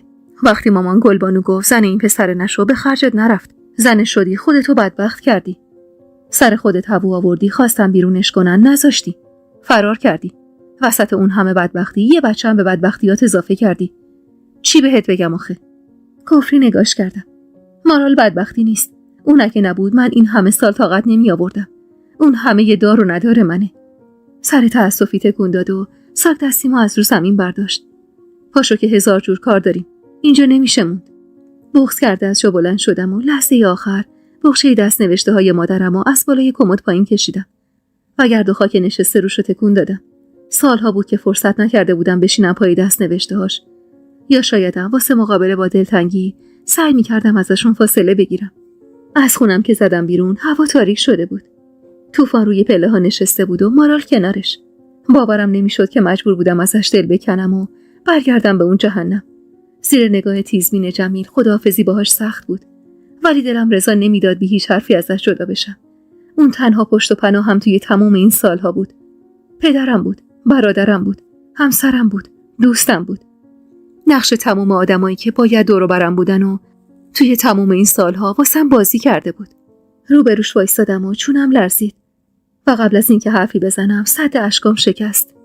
طوفان، من خیلی زیاد گریه‌مون نداد حرفی بزنم و اگه ترس از نگاه خیره جمیل و مهری نبود جای هر حرفی تو آغوشم میگرفتمش. لبخند تلخی زد و از جاش بلند شد. برو خدا به همراهت. جنگی به پا بود بین حرف دلش که از تو چشماش پیدا بود و حرفی که سر زبون آورده بود. من میدیدم اون غم و التماس تو چشماشو کاری ازم بر نمی اومد. دست مارالو تو دستم گرفتم و بی حرف ازش فاصله گرفتم و نگفتم چقدر خاطرش واسم عزیزه و اگه خار به پاش بره دنیام جهنم میشه. از اون مدرسه و اون روستا زدم بیرون و یه تیکه از قلبم که نه. من انگار کل وجودم و کنارش جا گذاشتم. وقتی کنار مهری روی صندلی عقب بنز قدیمی که رانندش جواد بود نشستم، تازه چشمم به جمال پسر بچه‌ای همسن و سال مارالم افتاد. از شباهتش به جواد میشد فهمید اون بچه برادرزادمه و من واسه بار اول میدیدمش. جمیل روی صندلی جلو نشست و غرغر کرد. اینو با خودش کجا میاره؟ آقام به زور تونست همایون رو آروم کنه تا من بیام سر وقتش. دیدم که جمیل با سر به مارال اشاره کرد و جواد همونجور که اتومبیل رو روشن میکرد ابرو بالا انداخت. چقدر هرس میخوری تو؟ یکم دندون سر جیگرت بذار تا بریم تهرون، تکلیف همه چی معلوم میشه. مارالو به خودم چسبوندم و کت تنم از اشک صورتش که واسه جدایی از داداش طوفانش شکیده بود تر شد. پسر مهری که حتی نمیدونستم اسمش چیه مات و مبهوت نگامون میکرد و من تو وجودم دنبال چند قطره خونی گشتم که به هوای این بچه قول بزنه. اما دریغ از ذره احساس به هیچ کدومشون. هوای تاریک روستا و فضای خلوت و غمزده‌اش عین یه فیلم تراژدی دردناک بود که روی پرده سینمای زندگیم پخش میشد. بغض راه نفس کشیدنمو بسته بود و هر لحظه که از اون روستا و اون مدرسه دورتر میشدم حالم خرابتر میشد. انگار که تمام جرأت و شجاعتم رو تو اون حیاط و کنار طوفان جا گذاشته بودم و تمام وجودم پر از ترس از روبرو شدن با همایون بود. همایون. آخرین باری که نشسته بودم کنج اتاق و خاطرات هرچند کم و شیرین زندگی کوتاهمون رو مرور کرده بودم کی بود؟ یادم نمی اومد. من اونقدر از اون زندگی و اون آدمو فاصله گرفته بودم که دیگه حتی دلم نمیخواست چشمم به چشمشون بیفته. ساعتها توی جاده بیابونبار اهواز تا تهرون سرمو به شیشه اتومبیل چسبونده بودم و فکرم به هزار جای ناجور پر میکشید.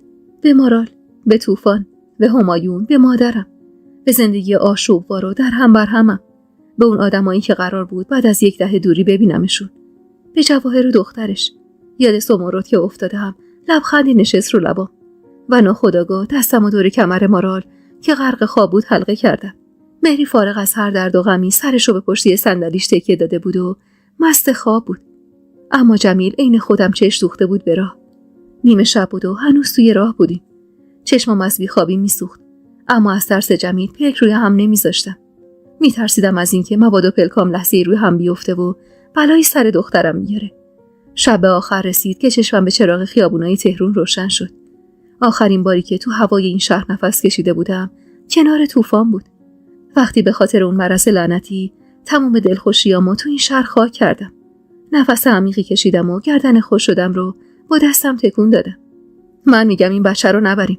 بعید میدونم آقام خوشش بیاد. خوش ندارم باز به خاطر این دختر بلایی سرش بیاد. سرد و بیروح نگاش کردم. نمیشه بذاریمش کنار خیابون که. حالا بذار بریم خونه یه فکر واسش میکنیم جمیل. انگار که داشتم واسه یه عروسک یه حیوان خونگی برنامه میریختن و انگار که نه انگار اون بچه دختر من بود. دختری که سالها واسش خونه دل خورده بودم و تک و تنها بزرگش کرده بودم. با هرس دندونامو رو هم فشار دادم. شماها چتونه؟ نکنه خیال کردین من غلام حلقه به گوشتونم. من دیگه اون تهمینه خاک بر سری نیستم که هر کی از راه رسید هر بلایی دلش خواست سرش آورد. این دختر بچه منه. نمیذارم اینجوری راجبش حرف بزنید. مارال از صدام بیدار شده بود و من برق چشمای درشتشو تو تاریکی شب میدیدم. عجیب بود که جفتشون در مقابل حرفام سکوت کردن و من خیال کردم حرفمو به کرسی نشوندم. به اون کوچه نحس و اون خونه کذایی که رسیدیم 4 ستون بدنم شروع کرد به لرزیدن. احساس بره بی‌پناهی رو داشتم که هر لحظه به سلاخ خونش نزدیکتر میشد. کاش طوفان بود و حرفی میزد تا آروم و قرار بگیرم.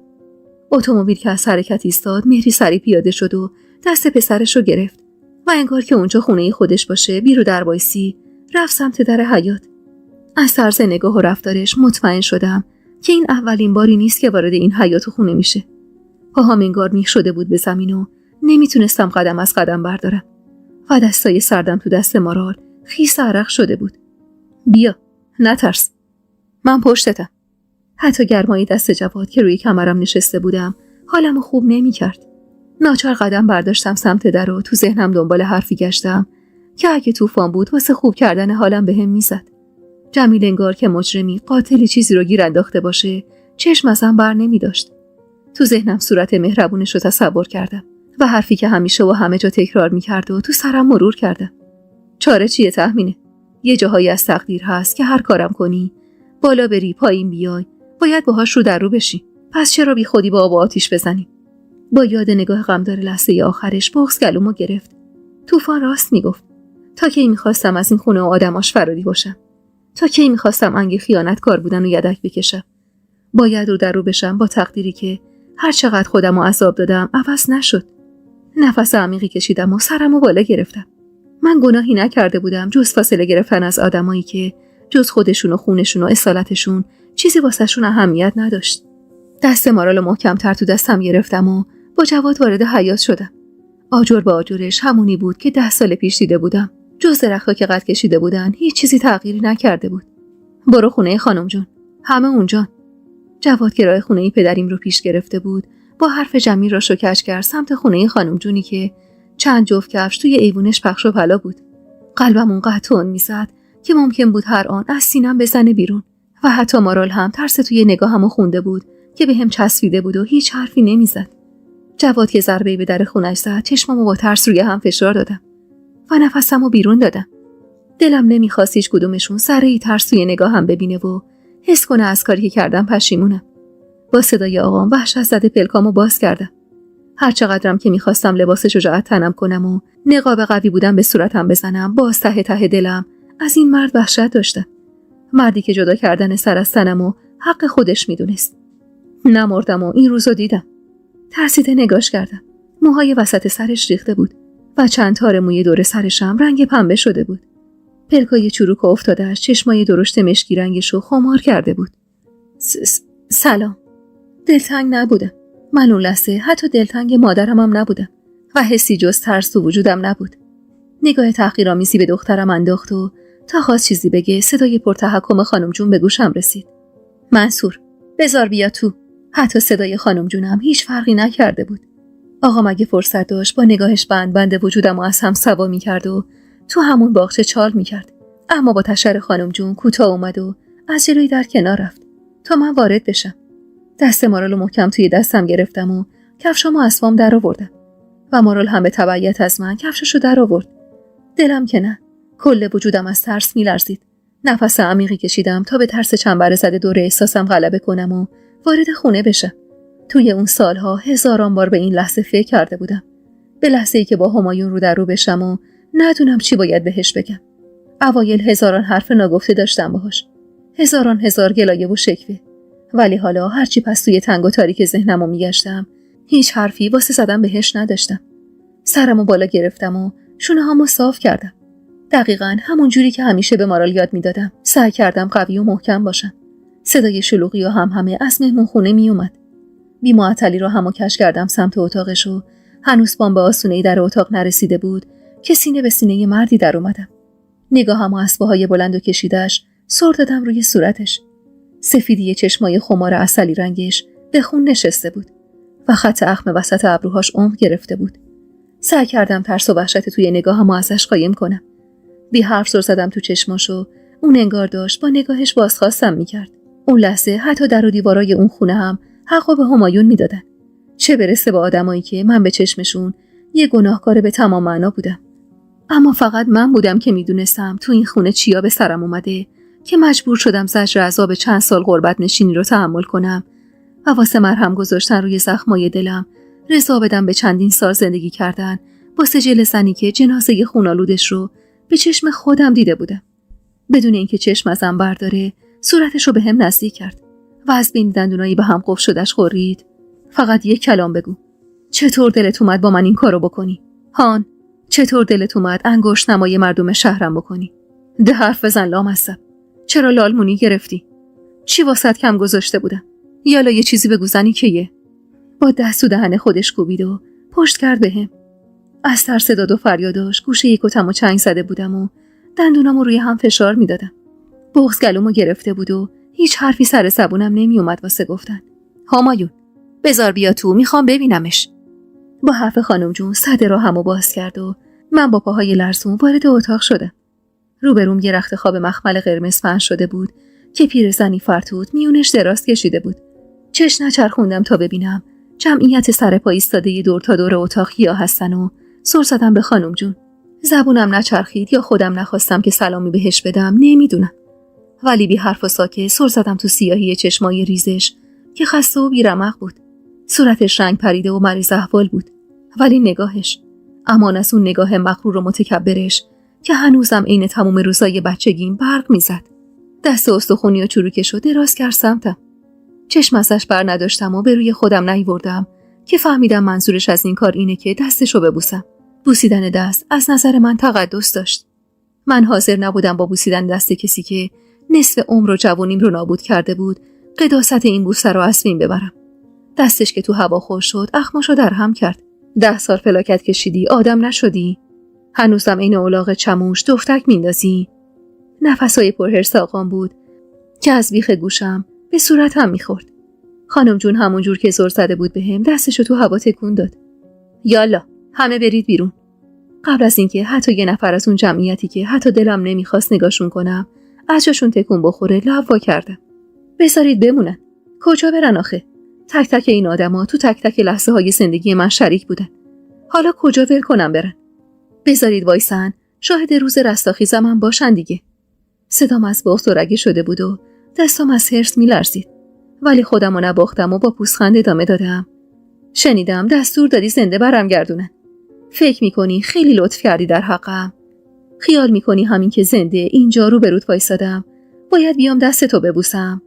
خیال نمیکنی زنده بودن و نبودن من همچین فرق چندانی با هم نداره؟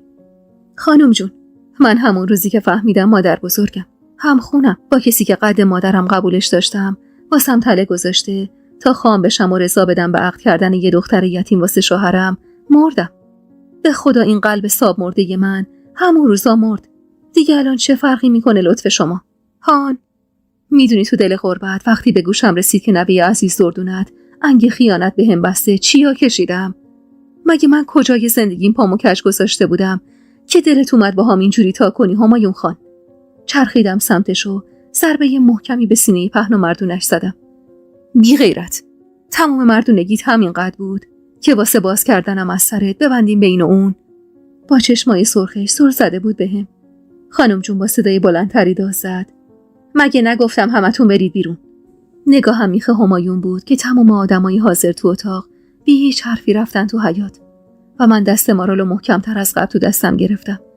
همایون بی این که چشم ازم برداره لب زد. خانم جون اجازه بدید من بمونم. میخوام ببینم چی میخواد بگه. اصلا چی داره که بگه؟ نفرتی که سر تا سر وجودش رو گرفته بود به راحتی حس میکردم. دختر منو نگاه کن. سرد و بیرو برگشتم سمتش. تو خودت یه تنه کل آبروی خاندان منو به تاراج بردی و اینی که میبینی سر و مر و گنده رو برون وایسادی و اینطور بلبل زبونی میکنی همش صدقه سر این پسره. تلخ خندیدم. نظر منم همینه خانم جون. هر بلایی تو این زندگی کوفتی سر من اومد همش صدقه سر این پسرت بود. همین شازده پسرت که نگاش میکنی آب از لب و لوچت آویزون میشه اگه یه جو مردونگی داشت حال روز من این نبود. خانم جون اخماشو در هم کرد. بفهم چی میگی دختر. این مرد سر تا سر وجودش مردونگی و غیرته که اگه نبود الان باید جنازتو می آوردن اینجا. پرحرص و کینه تر از قبل نگاش کردم. چرا یه بارم از اون طرف ماجرا نگاه نکردین؟ چرا یه بار نگفتین این دختره خیره سر که این همه ادعای عاشقیش میشد یهو چه مرگی شد که فرار رو به قرار ترجیح داد؟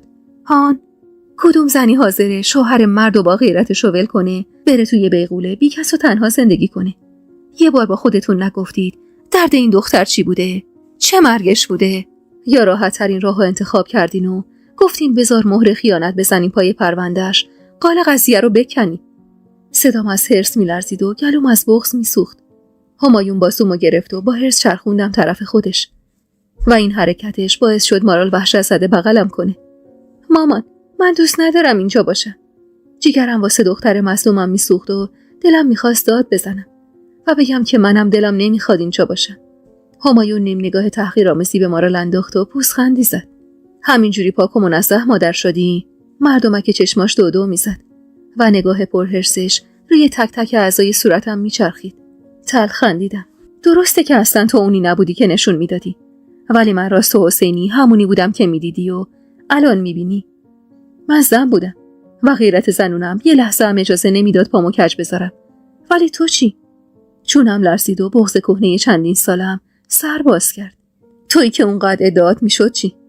دست به دست این آدما دادی و زندگیمونو نابود کردی. همایون من یه دل نه بلکه 100 دل عاشقت بودم. عاشق مردونگی و غیرتت، عاشق تفاوتت با تمام مردای این خونه. ولی تهش تو هم بهم ثابت کردی هیچ فرقی با هیچ کدوم از این آدما نداری. تو به من نشون دادی جز خودت و اسم و رسمت هیچی واسط مهم نیست. هیچ یادت میاد چند بار التماست کردم یه آلونک اجاره کنی تا از این خراب شده بریم که این بلا سر زندگیمون نیاد؟ یادت چجوری باد به قبقب مینداختی که از این خونه پاتو بیرون نمیساری؟ نگو چی کم گذاشتی که تو دهیش به من و زندگیم بدهکاری. داد میزدم و اشک میریختم و همایون مات و مبهوت نگام میکرد. خانم جون به سختی خودش رو روی رخت خوابش بالا کشید و با اخمایی در هم و صدایی که سعی میکرد عصبانیت توش مخفی بمونه لب زد. من از همون روز اول به این پسر گفتم تو واسش وسته ناجوری. تاریخ داشت دوباره تکرار میشد. منصور و گلبانوی دیگه ای رو داشتم به چشم میدیدم و کاری ازم بر نمی اومد. چون نمیخواستم داغ عشق به دل همایونم بمونه. اما تو دست مادرتم از پشت بستی. از خونه و زندگیت فرار کردی. ولی همچنانم زبون درازه و طلبکار. هرسی نگاش کردم. من گلبانو نیستم خانم جون. گلبانو وقتی زن پسرت شد که دلش جای دیگه ای بود. ولی من دلم با همین شازده پسرت بود. من زبونم درازه چون قده از تک تک آدمای این خونه طلبکارم. چه از تویی که با غرور و خودخواهی زندگیمو نابود کردی، چه از این آدمی که با بی اختیاریش باعث شد آواره بشم. همایون از این که اینقدر بی پرده با خانم جون حرف می زدم عصبی شده بود. ورق گردنش باد کرده بود. با حرص شونمو گرفت و چرخون سمت خودش. تو اگه راست میگی و دردت فقط همینا بود، میموندی و کاری میکردی تا با دلت راه بیام. من خاک بر سر کم واسه به دست آوردنت خفت و خاری نکشیده بودم. نگاش کردم. قد 10 سال حرف داشتم که بهش بزنم. قد 10 سال گلایه و شکایت. با نگاه تمسخرآمیزی نگاش کردم. اگه تو یادت رفته چه بلاهایی سرم آوردید، خودم خوب یادمه. اگه تو یادت رفته که چجوری دست به دست اینا دادی تا حسادتم و قلقلک بدی و خام بشم و یه آدم بدبخت‌تر از خودمو بیارم تو این خونه، من خوب یادمه. یادت چجوری جلو روم نقش بازی می‌کردی که دلت نمی‌خواد سرم هوو بیاری و اشک تمساح می‌ریختی؟ یادت قسم خوردی از اون دختره بدبخت و بی‌کس حمایت کنی؟ ولی وقتی بهت گفتم مادر طلاهامو برداشته تا انگ دوزی بزنه به اون بینوا، ککت هم نگزید. چرا؟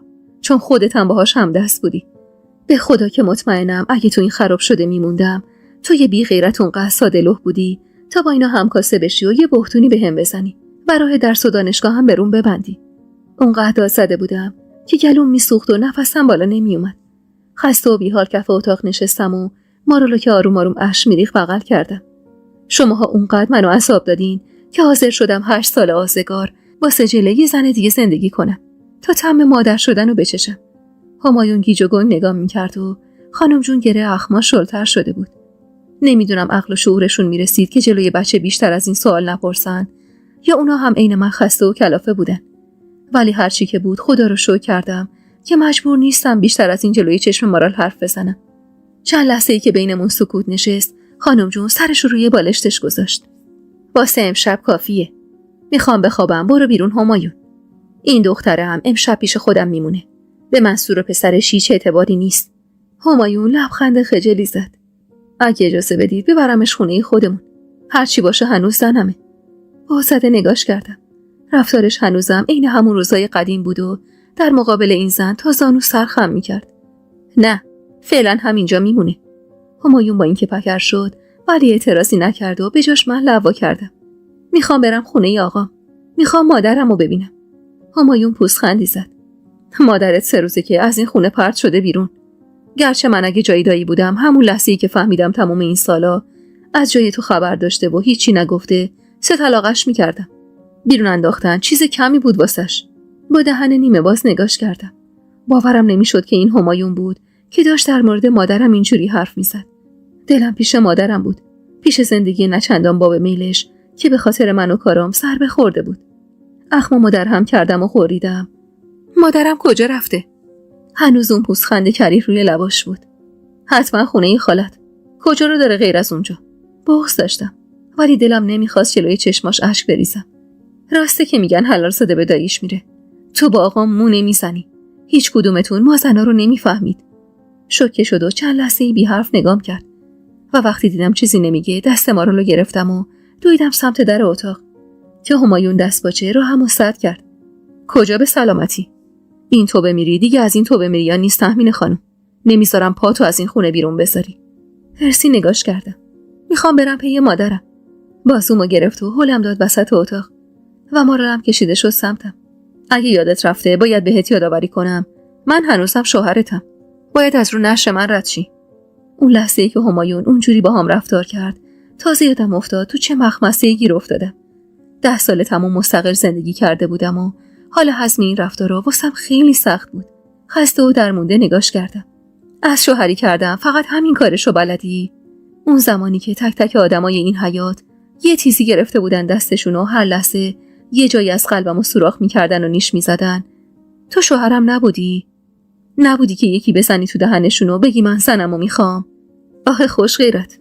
تو اگه شوهر بودی که زنت مرض نداشت این همه سال سختی رو به جون بخره و تهش بعد از 10 سال که زوری برش گردوندین بازم ببینه دست به عصای مادر بزرگتی. تل خندیدم و میون خنده گرگم گرفت. تو اگه شوهر بودی و غیرت داشتی وای نمیستادی تا جمیل بیاد سر وقت من. خودت میومدی.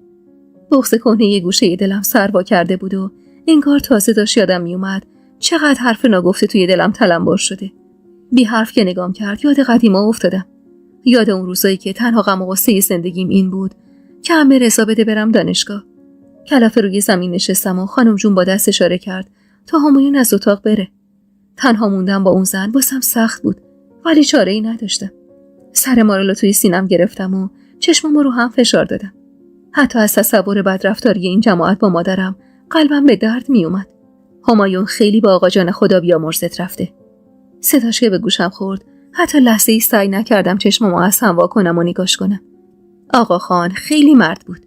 تو کل زندگیم از گل نازکتر به هم نگفته بود. آرزوش بود بچه‌هاش همیشه دورش باشن. اونقدری خاطرش برام عزیز بود که کل زندگیم تلاش کردم نذارم بچه‌هام از هم دور بشن. چی بهتر از این که رابطه بینشونو با وسط نوه‌هام قوی می‌کردم. منصور دقیقاً عین آقاش بود. قد رشید و چارشونه و اخلاقش با آقاش مونه میزد. ولی از بخت بد من دلباخته بدقلق‌ترین دختر فامیل شد. دختر خواهر آقا جان. گلبانو سر گوشش می جنبید و چشمش به یه پسر اجنبی بود. ولی منصور جونش در میرفت براش. چی کار میتونستم بکنم؟ اگه جلوشو میگرفتم یه حسرت میمون به دلش. اون پسر یه مادر خراب که ول کرد و رفت. منصور جفت باهاشو کرد تو یه کفش که میخوام بگیرمش. دلم باهاش صاف نبود. ولی رضا دادم که دل بچم ازم نرنجه. گلبانو زن بدی نبود. 1000 جور هنر داشت ولی خب دلش با بچم نبود. میدیدم پسرم روز به روز آب میشه و کاری ازم بر نمیومد. دل من از تکرار تاریخ آتیش میگیره. از اینکه همایونم دلباخته یه دختر این زن شد. دلم خوش بود که تو هم خاطرشو میخوای. چه میدونستم این زن آخر زهر خودشو میریزه و زندگی دخترشو از هم میپاشه و بدبختش میکنه. از اینکه سعی داشت از هر دری وارد بشه تا بتونه میونه من و مادرمو خراب کنه لجم گرفت. و چشمامو باز کردم. چرا همه رو مقصر میدونید الا خودتون؟ واسه یه بارم که شده قبول کنید شما باعث و بانی از هم پاشیدن زندگی منید. نه مادرم. شمایی که مجبورم کردید واسه خودم هوو بیارم و تهش دل بکنم از این خونه. مادر من تنها کاری که کرد این بود که نشونی جوادو بهم داد که اگه نمیدادم من میرفتم توی خراب شده دیگه. اما اینجا نمیموندم. خنده عصبی کرد. اون زن خیال میکرد اگه دونه دونه نوه‌هامو فراری بده نجاتشون میده. نمیدونست هیچ جایی بهتر از این خونه واسهشون نیست. دلم میخواست تو صورتش داد بزنم و بگم که حتی جهنمم از اینجا بهتره. دلم میخواست بگم بهترین روزای عمر من تو اون اتاقه که ته حیاط مدرسه گذشت. درست زمانی که شما خیال میکردین دارم از بدبختی و بیچارگی میمیرم من داشتم نفس میکشیدم و زندگی میکردم. ولی دندون سر جیگر گذاشتم تا چشماش گرم بشه و بتونم یه کاری بکنم. سر ما را روی سینم سنگین شده بود و فهمیدم بچه بیچاره خوابش برده. خانم جون اما هنوزم با اخم نگاه میکرد و هر از گاهی آه عمیقی میکشید و زیر لب بد و بیراهی نثار مادرم میکرد. نیمه شب بود که نفساش سنگین و بلند شد. مارالو بردم توی اتاق پشتی و یه رخت خواب واسش بند کردم و از ترس این که مبادا وقتی نیستم کسی بلایی سرش بیاره در اتاق پشت سرم قفل کردم. آروم آروم و نوک پا قدم برداشتم سمت حیاط. حتی جرئت نکردم کفشای پاش نصف سانتیمو پام کنم و با ترس توی دستم گرفتمشون و راه افتادم سمت در. تا خونه این خاله گلچهره راهی نبود و میتونستم آفتاب نزده برم و برگردم. زبونه ای در فلزی حیاطو که عقب کشیدم و باز نشد آه از نهادم بلند شد. این بار همایون عین مارگزیده‌ای بود که از ریسمون سیاه و سفیدم میترسید و تمام راه‌ها رو برون بسته بود. کلافه و سرگردون روی زمین نشستم و اشک ریختم. دلنگرون مادرم بودم و این جماعت حرف حساب سرشون نمیشد. از دست خودم حرصی بودم که چرا با این سن و سال، در حالی که مادر یه بچه بی‌پناهم، دوباره اسیر این آدما شدم. چراغ اتاقک که بالا خونه عمه طلعت روشن بود. پوزخندی زدم و زیر لب گفتم تموم این 10 سالو اونجا سر کردی بیارزه. فکرم بی هوا پر کشید سمت مهری. چطور نفهمیده بودم تموم این ماجراها زیر سر اونه؟ همون لحظه‌ای که دیدم راهشو کج کرد سمت خونه پدریم، باید میفهمیدم این زن با وجود نفرتی که از مادرم داره، پاشو تو اون خونه نمیذاره مگه اینکه قبلش پای مادرمو از اونجا بریده باشه. ناامید لب به دندون گرفتم و گریه کردم. عقلم به جای قد نمیداد و انگار کار خدا بود که وسط اون همه تاریکی و بیکسی چشمم بیفته به ساختمون جدیدی که ته حیاط ساخته بودن و چراغ روشنش سوسو میزد. آروم و بی صدا از وسط باغچه‌ها راه افتادم سمتش و سعی کردم برگ خشکی زیر پام له نکنم. به در چوبی خونه که رسیدم ناچار فالگوش وایسادم تا ببینم اون خونه جدید مال کیه. خدا به داد خاله گلیه بیچاره برسه. مطمئنم خانم جون بیچارش میکنه، مخصوصا حالا که تحمینه پیدا شده. صدای آروم و نازک محبوبه بود. عروس عمه زبیده. نه بابا، غصه نخور. دایی هرچی که باشه عاشق زنشه، نمیذاره چیزیش بشه. چی میگی محمد؟ ساده ای؟ ندیدی چقدر کتکش زده بود؟ چونم از بغض لرزید و با احتیاط تقی ضعیفی به در خونه زدم که باعث شد صداشون قطع بشه و بعد از چند لحظه محمد لای در رو باز کنه و چشمش که به من افتاد نفس عمیقی کشید. تویی؟ ترسیدم دختر. این موقع شب اومدی بیرون چرا؟ میخواستم برم سر وقت مادرم ولی در حیاط قفله. کلافه سری تکون داد و از جلوی در کنار رفت تا وارد خونه بشم. یه خونه نقلی که خوش سلیقه و قشنگ چیده شده بود. محبوب بی حرف بغلم کرد و من از لرزش شونه‌هاش فهمیدم گریه میکنه. بغض داشتم و دلهوره. به زور از خودم جداش کردم. محبوبه چی شده؟ اینجا چه خبره؟ چی سر مادرم اومده؟ اشکاشو از روی گونه‌اش پاک کرد. همین چند وقت پیش بود فکر کنم. یه نفر زنگ زد به دایی منصور و خبر داد دخترش توی یکی از روستاهای اطراف اهواز زندگی میکنه. دندونامو روی هم فشار دادم. زن جواد. تون سر تکون داد. نه، یه مرد بود. بعد از اون دایی منصور شک کرد و هی پا پیش خاله گلی شد. ولی اون بیچاره نم پس نداد تا همین هفته پیش بود که فکر کنم خاله رفته بود خونه همسایه تا یه سراغی از جواد بگیره. دایی منصورم تعقیبش کرده بود. ما تو مبهوت نگاش کردم. چی داری میگی محبوبه؟ مرد کیه؟ من خیال میکردم همه اینا زیر سر مهری زن جواد بوده. مظلوم لب ورچید. مهری بیچاره که زن خیلی خوبیه. من شنیدم